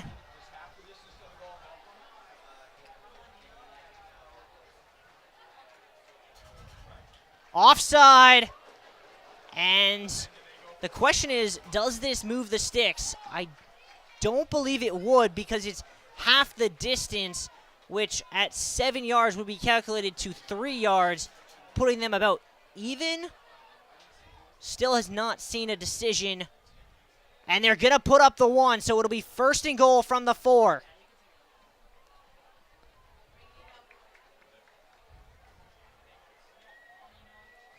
Now they're going to change it back. So it's going to be 4th down here. 4th and inches from the 4.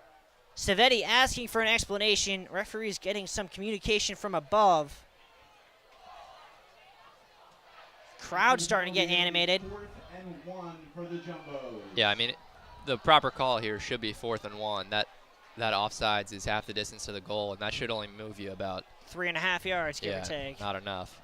But I'd be shocked if Savetti doesn't send some sort of run play here.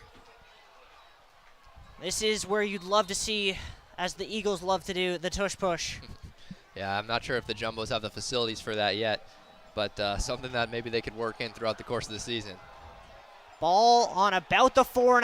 Jumbos need less than a yard here. 4th down in Bowdoin territory. Handoff. Shapiro up the middle. Definitely got the first down.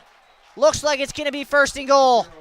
Yeah, great play. I mean, Shapiro all day has provided you that boost, and he's been a sure man, not really getting dragged down in the backfield.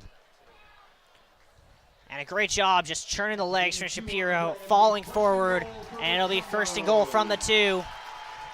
Jumbos will have to run one more play before the end of the 3rd here.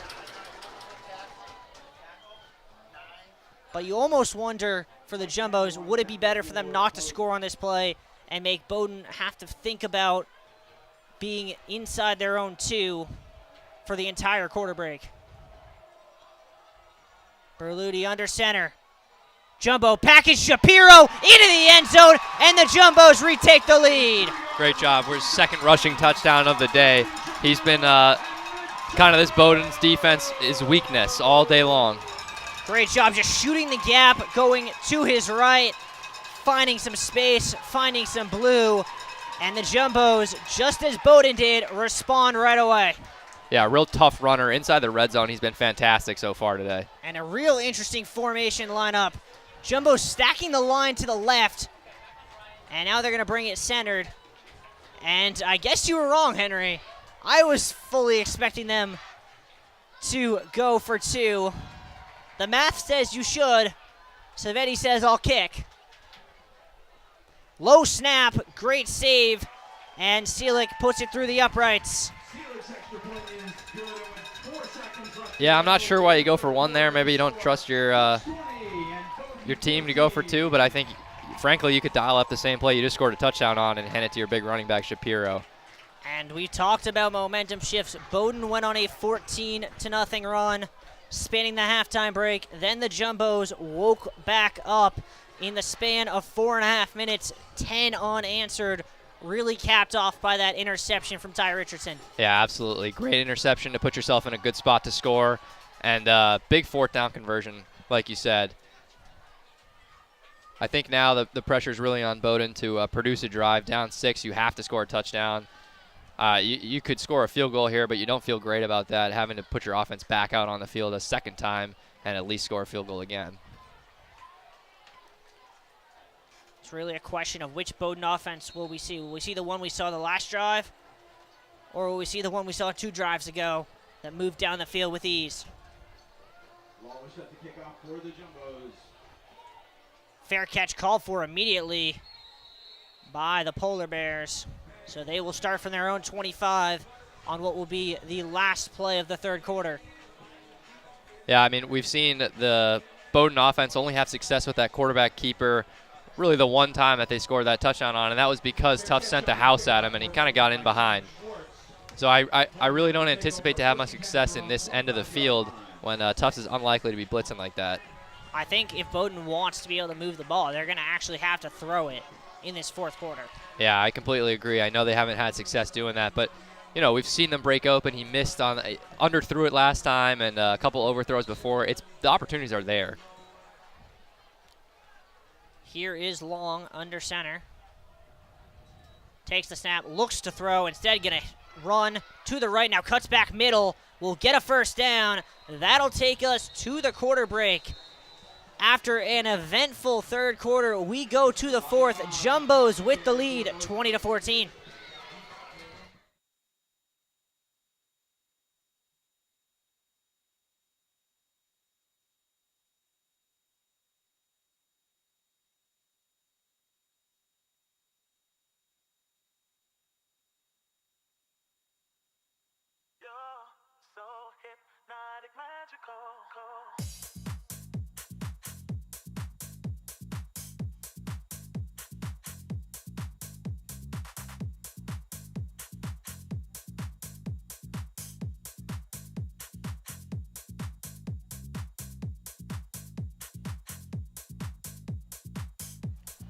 Welcome back here to Ellis Oval, and we talked about it right before we went to break about how Bowdoin was going to need to get the passing offense going, but that's really been a struggle for them today, Henry. Yeah, absolutely. With only 24 yards of passing offense between the two quarterbacks combined, 24 yards and an interception with 30% completion rate is not going to get it done through the air.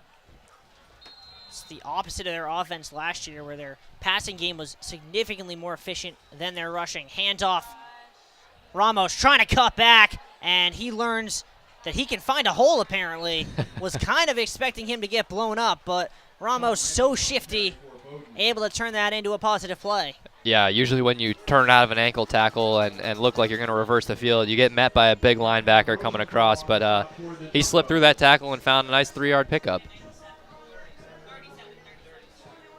2nd and 7 here for the Polar Bears. Correction, Jeff Sue on the stop for the Jumbos. Nice stop there by Jeff Sue. 2nd and 6 for Bowdoin.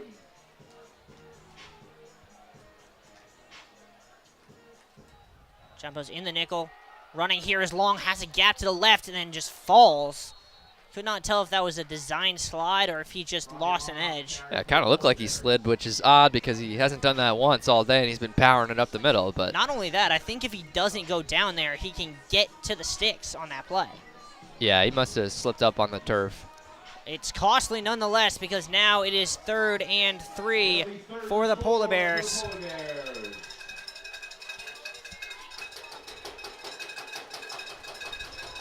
Cowbells are clanging here in Medford. Crowd can sense how big this play is. Long looks to throw, evades one, and he's not going to get through Alves. The Jumbos hold strong and force the punt. Fantastic job dialing up a blitz package. Had a rusher coming off the edge, and Long really just, ducked out of his way, but was met by the arms of Alves. And a great job collapsing into the box there from Alves. Was responsible for that weak side. And after Long did a good job evading that initial blitz, Alves was able to not allow him to get to the second level and kept him short of the sticks.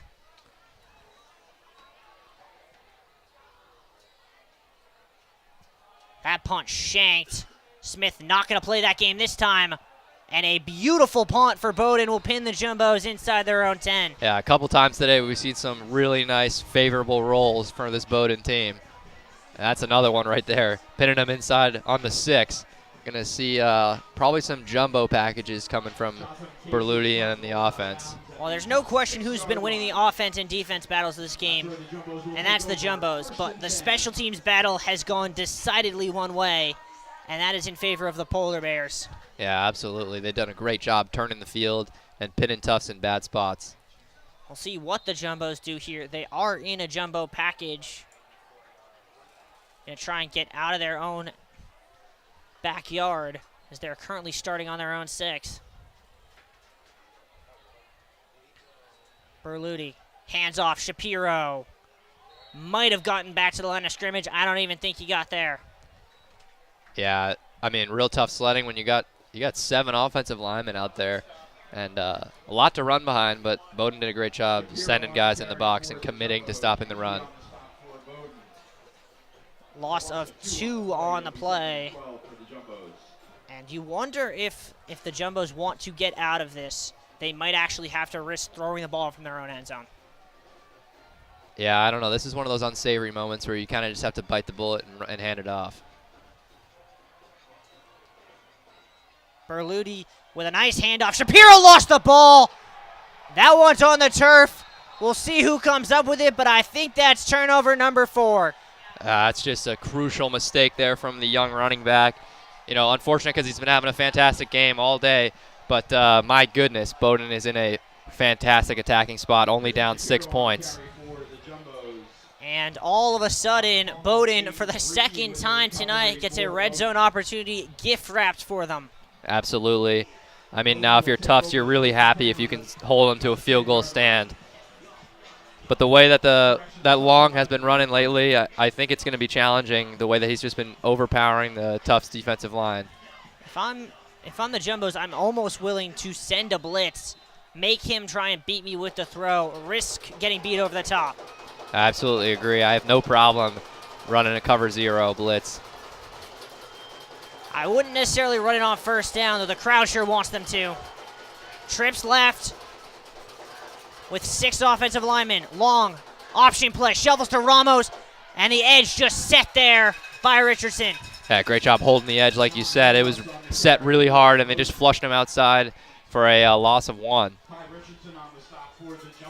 That's a great job on the first down, and you're backed up in your own red zone, and you're really trying to force Bowdoin to throw the ball. As you said, they still only have 24 yards passing. Trips left again, same lineup. We'll see if they run the same play. Changing play call from the Bowdoin sideline as they tick under 5 left on the play clock. Looking is Long, has a man open in space. Someone missed the coverage, and that is a Bowdoin touchdown. Yeah, you're absolutely right. That linebacker never followed him out. And, I mean, again, easy read. Your guy's wide open. And great job getting yourself in the end zone and finding the score. This is going to be certainly an interesting ball game. Ty Connolly ties us at 20. And a blown coverage, really the first time we've said that all day on the Jumbo's behalf, cost them there. A really big extra point in this fourth quarter about to be taken by Jotham Casey. High snap, it's down and through. And Bowdoin retakes the lead. Yeah, Tufts defense has looked solid statistically all day, but I will say, there have been those instances of those overthrows and that underthrow that really could have exposed them earlier. I think this is one of the first times that Bowdoin has been able to call them out effectively on some of these breakdowns and coverages. Yeah, just really unfortunate. You look at the stat line for the Jumbo's defense, and it's kind of absurd. They've given up 167 total yards, yet they've given up 3 touchdowns. Yeah, and that's just all the field position game. Bowdoin, all their drives that they've scored have been starting on the opponent's side of the field, and it makes it much easier to score and have success doing so when you start in easy spots. Yeah, Jumbo's doubling up the Polar Bears in terms of total yardage, but yet trail on the scoreboard as the crowd getting into it here. Bowdoin once again going to have to kick it off to the Jumbos. See if the Jumbos can finally find a way to have a full-length drive. They have not been able to go full field since their initial drive to start the game. That one bounced into the end zone, and Smith will take a knee. Yeah, Berluti has looked a little uncomfortable. We haven't seen as many deep balls as we've been accustomed to seeing over the last couple of years with him at quarterback. Not a lot of long concepts, fewer post routes over the middle. Really feeling the absence of Jaden Richardson. I think it's that, and I also think it's the absence of the 2 All-Americans in the line. Berluti just has less time out there. He's going to have to look to get rid of the ball in 2 or 3 seconds most plays right now. Yeah, I think he's got to become accustomed to using his legs a little bit more. He has fantastic speed and can throw on the run with a lot of success.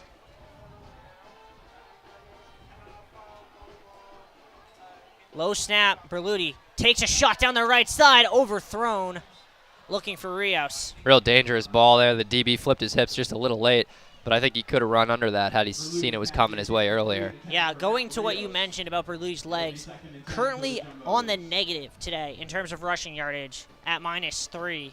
That's not something you're accustomed to seeing as a Jumbos fan. No, not at all. He's really someone who can run. I mean, last season we saw him with 516 yards. He was the leading rushing quarterback in the league. Handoff there to Shapiro, who gets around the edge, but not much further. And it looks as if this one will be another 3rd and long for the Bows. Good to give him a carry and get him comfortable after the fumble. Just show him you still have confidence in him and that we're on to the next play. 3rd and 9 here for Tufts. 3rd and 8 for the Jumbos. Rios going to come near side with Matt Greco. Fleckner back in the game up top, Moore in the slot.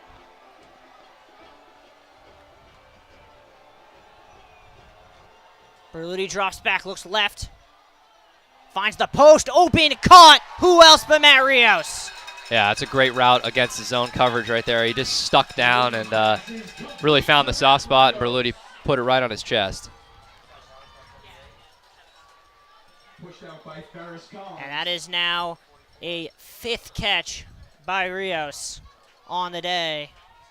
Now 3 Jumbos with 5+ catches, him, Fleckner, and Cade Moore. Yeah, Berluti's had real success through the air. It just, hasn't been able to have been capped off with the touchdown.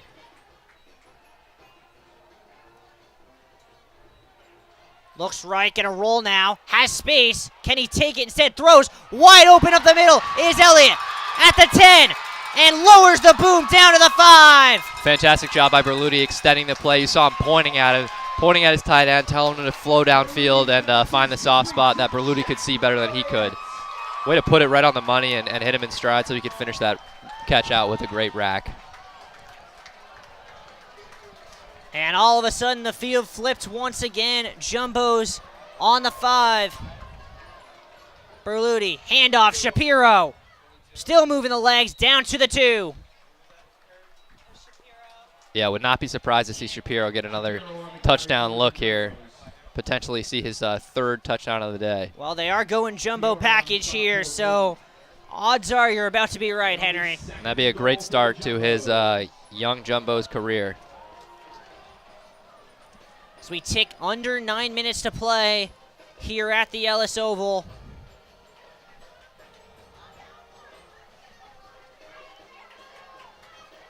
Really interesting formation. Berluti, handoff, Shapiro gets stopped at the line.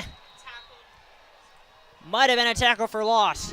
Yeah, I mean, you really have very few passing options out of a formation like that, so Bowdoin can sell on the run, and that's what they did right there, sending their linebackers off the edge and up the middle. They blitz their safeties. I mean, there's no need to cover pass. Well, now they're going to have to cover pass. Jumbo's going to go spread again with 4 pass catchers on the field in what feels like a must-convert opportunity. You get the feeling if you walk away with a field goal here, it's not going to be enough. Yeah, that'd be really leaving the door open for Bowdoin. In motion here is Shapiro. Fleckner 1v1 up top, trips to the bottom. Inside, and that ball hits the ground. Don't think Cade Moore ever saw it.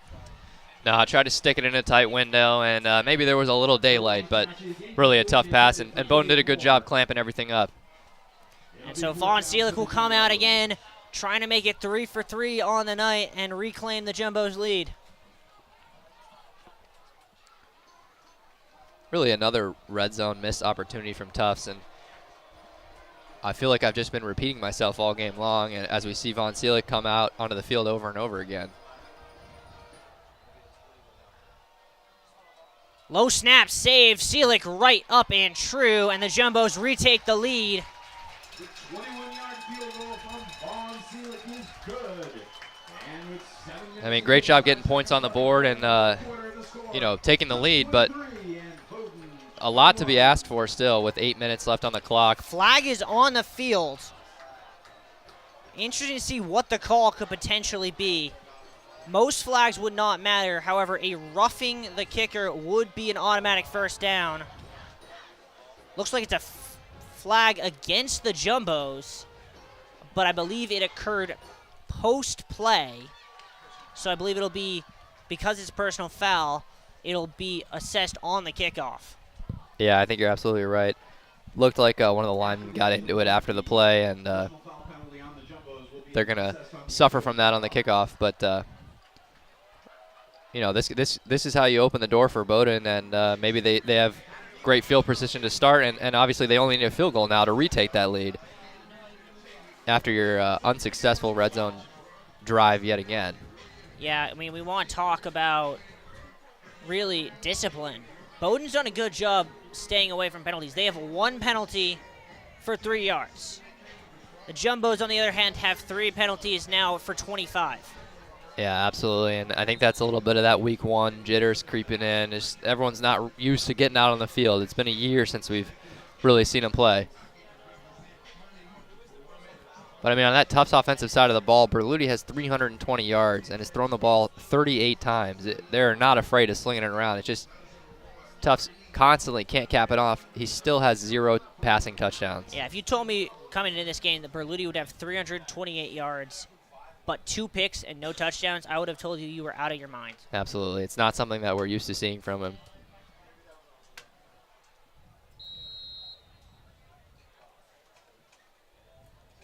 Jumbo's kicking away from their own 25. And it's going to give Bowdoin real good field position. A little bit of a stumble. They're making a gap up the middle, almost to midfield now. And tackled at about midfield is Sam Schwartz. Yeah, I mean, you're seeing the penalty of your own actions right here with that personal foul. You gave him the opportunity to return. He's basically returning from the 20, so you're already past where it would be for a touchback, and makes a great use of that opportunity and brings it out to the 50.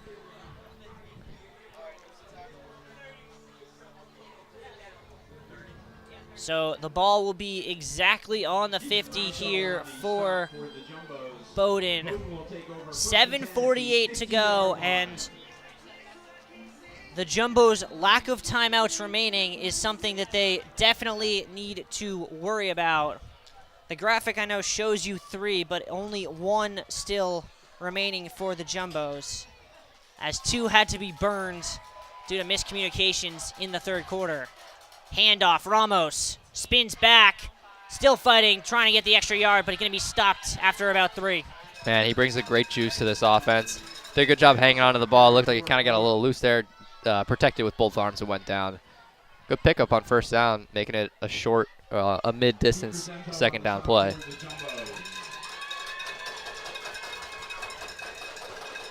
The gain of 3, it'll be 2nd and 7 for Bowdoin.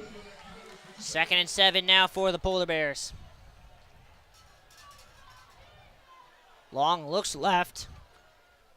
Now gets a play call.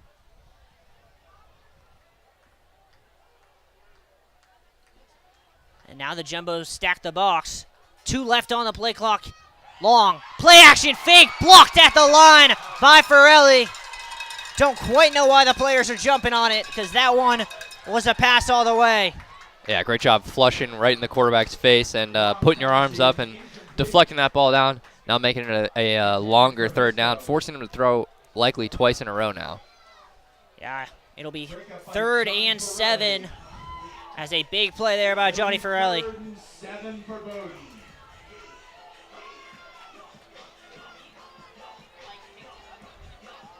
Last time they were in a 3rd down passing situation, they found Ty Connolly for the touchdown. He's lined up in the slot on the far side. Motion man is Postemski. Looks to find him. He catches and gets blown up. Absolutely lit up right there. Somebody needs to go check on him and make sure he's okay as he's limping over to the sideline. Just didn't even see him coming. Well, his quarterback did him no favors. That is the very definition of a hospital pass. Yeah, Lewis Timmons just flattened him over there and broke up that pass. And the Jumbos defense responds to the field goal with a stop of their own. And now we'll get a chance to get the ball back and potentially extend the lead. Yeah, time management is going to be huge here for the Jumbos. A long, thought-out drive could really seal this game. Smith came out to get it, and some extracurriculars, and a flag goes flying. I think that's going on the Polar Bears. Smith did a good job there, handing the ball to the defender, and retaliation is always going to get you flagged over being the first offender. So, good job by Smith poking a little fun at the Polar Bear. Still waiting for an official call, but the crowd sure thinks that that's going against Bowdoin. 15-yard line. There's a flag on the play. Still waiting on a long discussion here. One of the referees seemingly suggesting what you saw, Henry, in that there was some initiation by Smith. Yeah, Smith was giving it to him a little bit. Big call. It's against Bowdoin. 15 yards. And that'll give the Jumbos a huge cushion. They would have been on their own 15. Instead, they'll get the ball at the 30.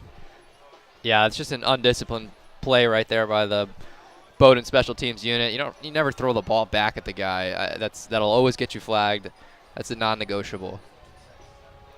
But great job by Smith. That is, in that situation, about as perfect as you can do it. Clean, fair catch. Did something that's never going to get you flagged in handing the ball to the defender, but knew it might just do enough to draw the flag. Yeah, absolutely. That's a heads-up play, and rubbing it in his face a little bit. Jumbos with a heavy package here. They're going to look to eat up some clock.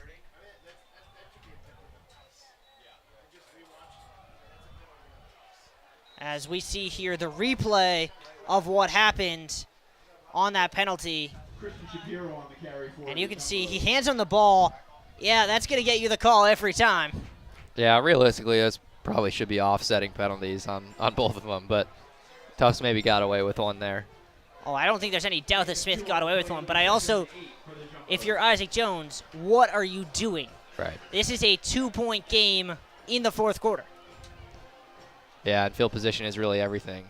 Could have had the Jumbos back a little bit further, too. Clock will dip under 6 here. Berluti takes the snap, handoff. Shapiro through a gap to the right, and he'll get close to the sticks, about 2.5 yards short. Yeah, not ideal letting him pick up 4 yards there for your Bowdoin, but still a second down stop, making it a third and a little, third and manageable. But a stop here would be huge for Bowdoin. A favorable spot for the Polar Bears there. Makes it a 3rd and 4 now. As they'll send 2 wide to the top in Rios and Moore. Shapiro once again in the backfield with Berluti. Hands it off. Shapiro does not get there. Yeah, really tough to see the Jumbos passing out of that look with the 7 offensive linemen in there. But, man, there was space to the outside if Berluti had maybe checked into a little bit of a bubble screen. There was space, and you saw what I saw, which was Cade Moore 1v1 on the top. Yeah, absolutely. I mean, I know I don't hate the run play at all. I think it's conservative, and the clock is going to keep winding. Clock will keep winding. We're now under 5 minutes to play in the Ellis Oval.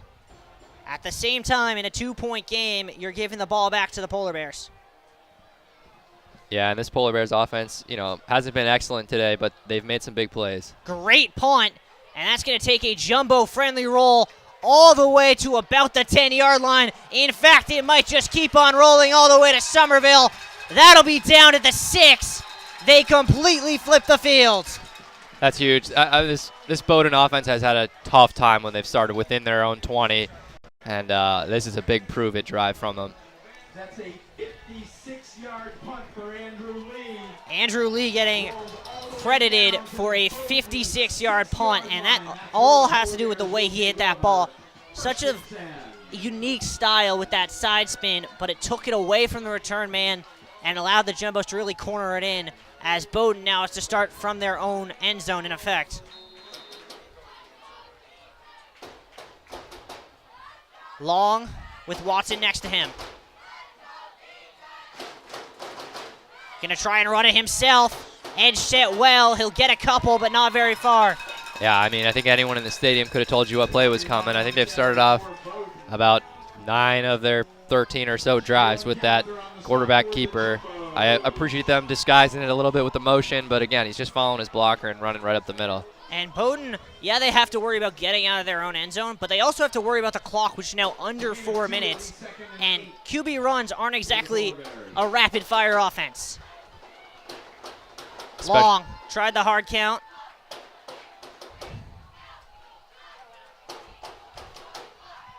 Crowd really into it as the clock goes under 5. Long thought about it, now takes a shot, overthrown for Haggard, a flag going down. That's pass interference, and really what you could not afford to do if you're the Jumbos. Yeah, I think that's just kind of a poor mental decision there.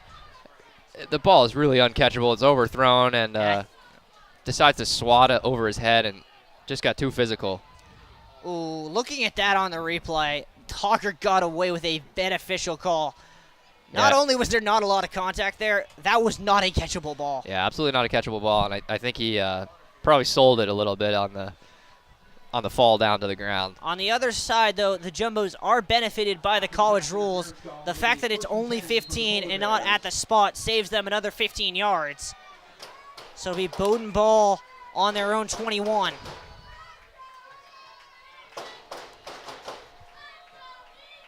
Crowd really has not left. Making some noise now. Long looks to throw. Same throw. Different result. Hoggard kept the feet in. Great job. He bobbled the snap a little bit there, but regained his composure and slung it right over his shoulder into the basket. Best throw we've seen all night from Long. And Bowdoin got the ball on the plus side of midfield as we go under 3.5. That throw right there, I think, doubled his daily total. Handoff. Ramos denied. And the Jumbos in no hurry as we see the replay to give the ball back. Bowdoin seemingly not in much of a hurry to get a play in. You know, I don't think they need to be either. It's kind of we're either going to win this game on this drive or we're going to lose. I mean, I think that's true, but at the same time, they still need at least 20, probably 25 yards to get in field goal range. Yeah, absolutely. Bleachers a stomping here in the oval. Long with the option, shovels it to Ramos, tries to get the edge, and does. Don't think he got quite to the sticks. We'll see what they say. Looks like they're saying he's short. Short, and the clock is winding. He didn't make his way out of bounds. Oh, they are going to move the sticks. So a generous spot from the umpire after the line judge had called it short. Bowdoin now speeding up the offense a little bit. 2:15 to go. Try the hard count again. Now they get a play in from the sidelines, and I wouldn't be surprised if they take this all the way down to the 2-minute timeout without running a play. Instead, they run it. Rios in some trouble, and Forelli with the sack. That'll take us to the timeout, but a big play from the sophomore. Yeah, big stop from the Tufts defense there. I mean, I'm not sure what the play design was there. He really just couldn't get away from any of the pressure Tufts had, and nothing was open downfield. Just looking to tuck it and run as he has all night. Well, Henry, we promised a good nightcap. I think we've delivered on that. 23-21 as we hit the 2-minute timeout. We're going to step aside momentarily when we come back. The finale from Ellis.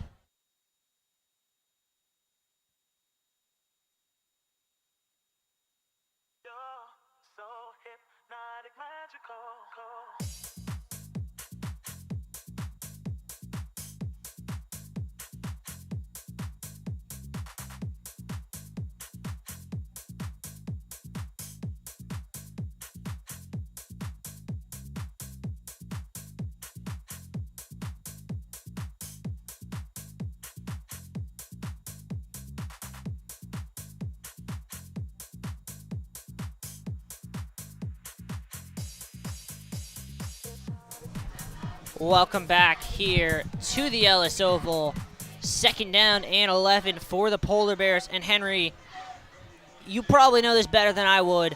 What do you think is the target mark for Bowdoin if they want to get a field goal? I mean, I'd be shooting for the 25. That's pretty generous. I mean, in college, you're really looking to get it down to the 20. But anything after the 30, you're taking it. Crossing route found, short of the sticks. Clock will keep running. As a nice find there for Jones. Great little pickup. That's how you open up the playbook here. With all this time left and timeouts, a run is not out of the question considering how much how much stock this team likes to put in their run game. A little bit of a mental game right now at this point in terms of timeouts. 3rd and 2 for the Polar Bears. And Savetti clearly wanted a timeout, and I think he's going to get it finally. He wants something. And a flag going. I think they might have moved.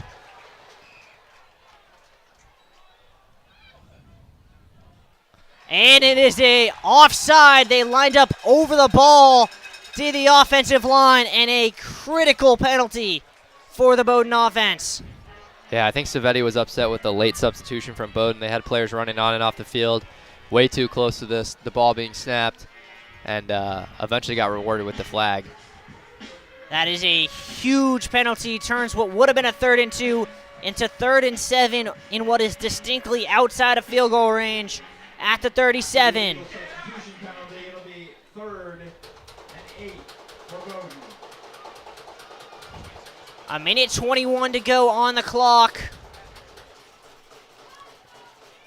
This Bowdoin offense is having some issues here with the substitution. Ramos was running on the field and then turned around and ran off the field. Just doesn't really seem like they've got it figured out. They got to keep their head screwed on. They haven't. Savetti, I think, is rightfully pointing out as to why after the penalty, the play clock reset, and then it reset again. It's at 25 right now. And there's going to be a 10-second runoff because of the penalty. So that'll bring the clock, with a penalty inside of the 2-minute timeout, that'll bring the clock down to 1:11 in a game where every second matters. Now Bowdoin just with their hands up as if shocked, unclear about what the rule is. Mass confusion and hysteria here. Clock is running. I don't know if the Polar Bears know that. Crowd to their feet. We dip under a minute to play. Long takes a look, takes a shot. Richardson seals it with a pick. Cutting cross field. Spinning back, he needs to just get down. Instead, he'll cut upfield and out of bounds to the 50. Ty Richardson with the win. That's a fantastic way to seal this game. I mean, way to rely on your defense to make a stop. That was a super lofty throw from the quarterback. Really gave him way too much time to get on. Looked like Savetti was going to run on the field and tackle him down. I'm sure he was screaming at him to go down. He ran around for way too long. Jumbos, as we take a look at that celebration, yeah, you've earned it, Ty. 2 picks on the night, both of which were game-changing. Jumbos can't quite go into victory formation yet as Bowdoin still has all 3 timeouts, but they are nearly there. Yeah, and it's always great when you don't play your cleanest game as a team to get out of here with the victory, even a close one. It still feels great to open up your season like this. Berluti will hand off to Shapiro. He'll get back to the line of scrimmage, but no further. Timeout Bowdoin, 40 seconds on the clock. Doing my math in my head, you figure if Bowdoin can get a stop here and force the Jumbos to punt, they would get the ball back somewhere in their own territory with about 25, maybe 20 seconds left. Yeah, and it'd be a real tall order to ask them to throw it down the field. Just they've had issues doing that all day long. Yeah, it's been a problem. The aerial ball, they threw 2 picks. One was in their own red zone, which set the Jumbos up for what ended up being the go-ahead score. That one might have just iced the game. Yeah, if you're Tufts, you don't want to do anything stupid here. You just want to run the clock out. You know, give it to your big running back. I know he fumbled earlier, but other than that play, he's been a fantastic asset to this offense. Shapiro out there once again. Jumbo's in the jumbo set. We're interested to see if they were to maybe give it to Berluti, let him run it. Handoff, Shapiro gets some ground, and it'll be 3rd and 5 for the Jumbos after the timeout. Yeah, you got one more play left here, assuming it's not picked up the first down before you got a punt. You know, I mean, I know it's 3rd and medium, but this is somewhere where you pound the rock and make them use a timeout. You'd hate to give them the ball back with the timeout. My question is, assuming you can't get the first down, would you then think about maybe an intentional false start to give your punter more room to try and pin him in? Probably not. You don't want to get cute with it and do all that stuff. I don't think it matters too much. You know, starting them on the 25 versus the 10 or so. All day they've really struggled. Bowdoin's offense, that is, when they've started anywhere other than the opposing half. Well, one penalty we definitely know made a difference was that illegal substitution. You know that Bowdoin would not have been throwing in that situation if they only needed to. And in the end, that penalty, only their second of the day, may end up being the difference in this nail-biter.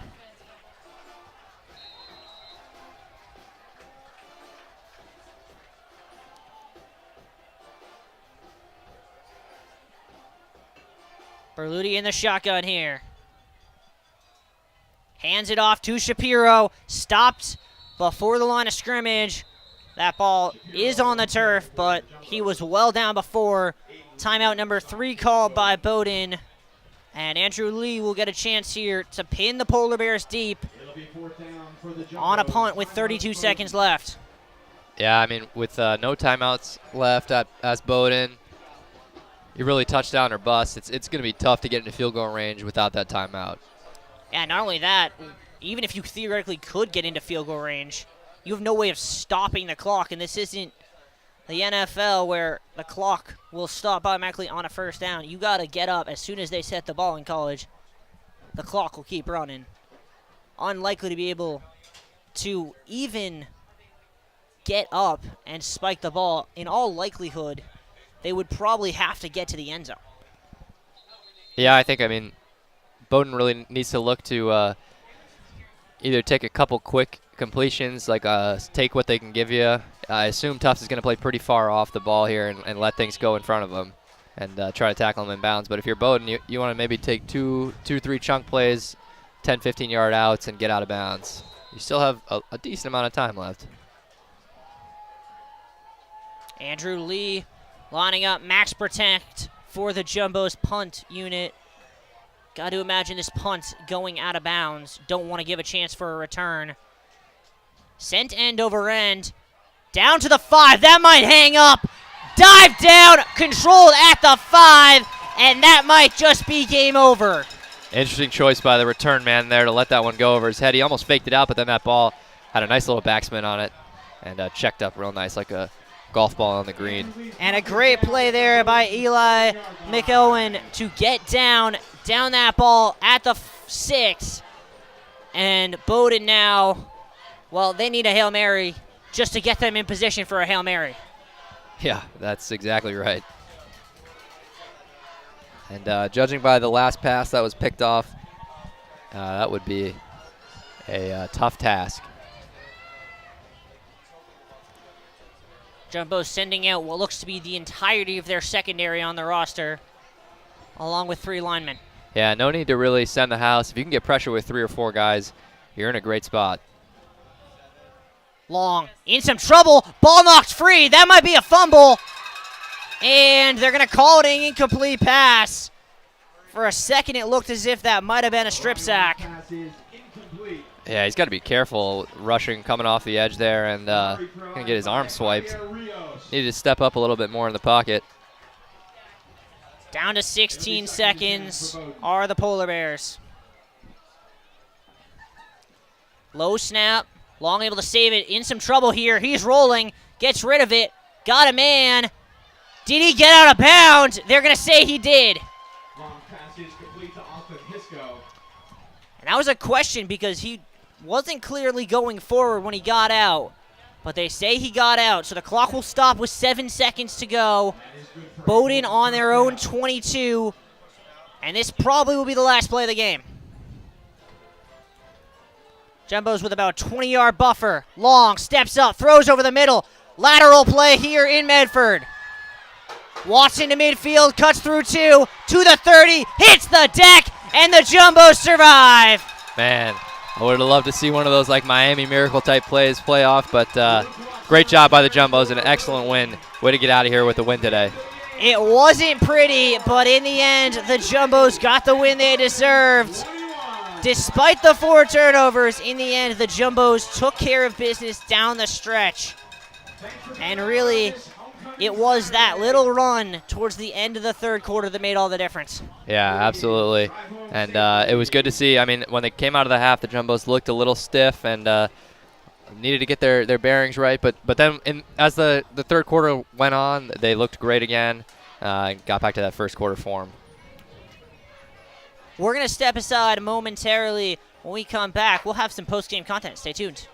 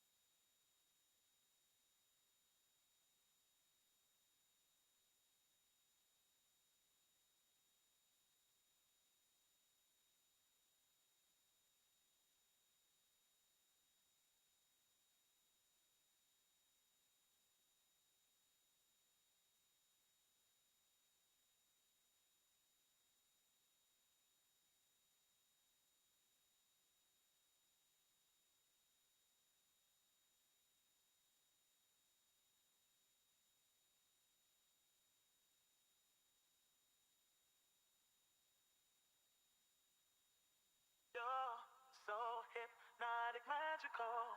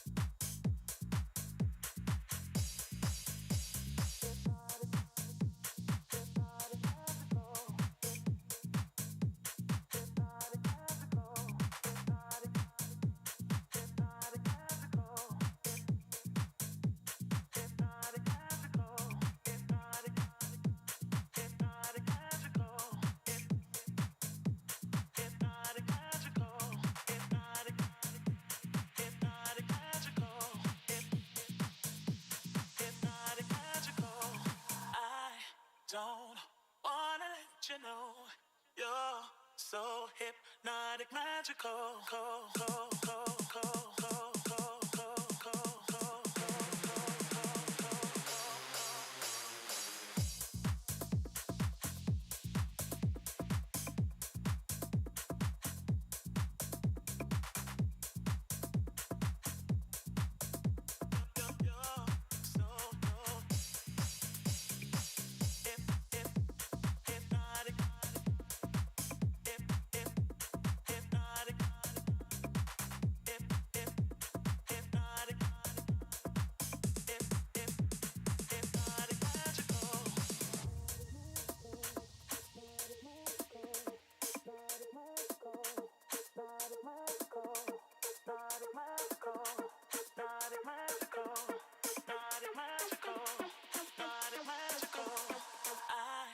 Don't wanna let you know you're so hypnotic, magical.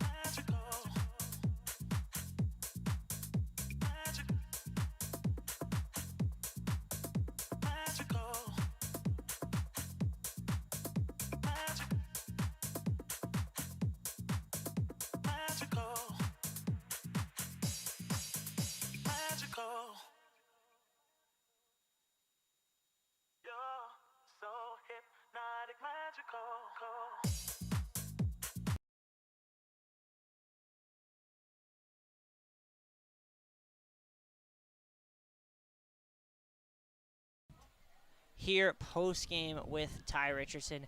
Ty, a phenomenal game that went the distance. Let's start at the beginning and let's start with the offseason because it seems as if this team put in a lot of work in the offseason. You talk about the grind that really started in mid-August. Yeah, for sure. It started with, straight after last season, going 6-3 for, I don't know, I think the third time in a row. Seniors, really let us know that wasn't how we were going to end this year. So we started grinding. Everyone was getting in, work with their position groups, quarterbacks with receivers, DBs, getting in one-on-ones with them. So the seniors were really the ones that set the tone this offseason, and it was great for us to have spring ball really get chemistry going and everything. So I think the seniors in general just led us to where we are now and had a great offseason with us. Obviously, as a sophomore, you're not necessarily expected to provide a source of leadership, but it seems as if you guys all were stepping up today. The defense especially, you guys got put in a lot of tough situations with the offense turning the ball over 4 times, but it seemed you guys were always able to make a stand. What went into that? Was there an extra motivation when you got starting in your own territory defensively? Yeah. We've been stressing all week, all off season. We can't fold in the red zone. So even with those turnovers that the offense may have had in the red zone, we couldn't fold. Bend, don't break mentality. That's what Coach Lopes, Coach Jones teach us. Dunk and Will Duncanson and Dom and Jameer have really been the leaders, pressing us, getting us right, making sure we know the calls, we're getting to our spots, getting to our assignments as quick as we possibly can so that when those type of scenarios come up, we're ready. So you had 2 interceptions tonight. First one, Robbie Long rolls to his left, throws back across his body. You pick it off, jumping over the receiver. Second one, Robbie Long rolls to his left, takes a deep shot. Could you just sense, having picked the first one off, what was coming? A little bit. We knew they had been throwing those seams all game. Usually we were in a man with Jay Cal, who had a couple of great PBUs. But this one we happened to be in an inverted cover 2, which means just I'm playing the deep half. So we kind of knew it was coming. I just had to get there in time, and thankfully I was able to get there and, make up for my my PI earlier in the series. Well, Ty Richardson keeping the Richardson legacy alive at Tufts football. Step it up right for his fellow Richardson in Jayden. For all of us here at JumboCast, we'd love to thank you for tuning in. I'd like to thank my other members, Noah Goldstein and Brian Lee, up top on the roof working cams. Zachary Miller holding that cam you're watching this on right here. My amazing directing team in Max Antonini and Sophia Kahn.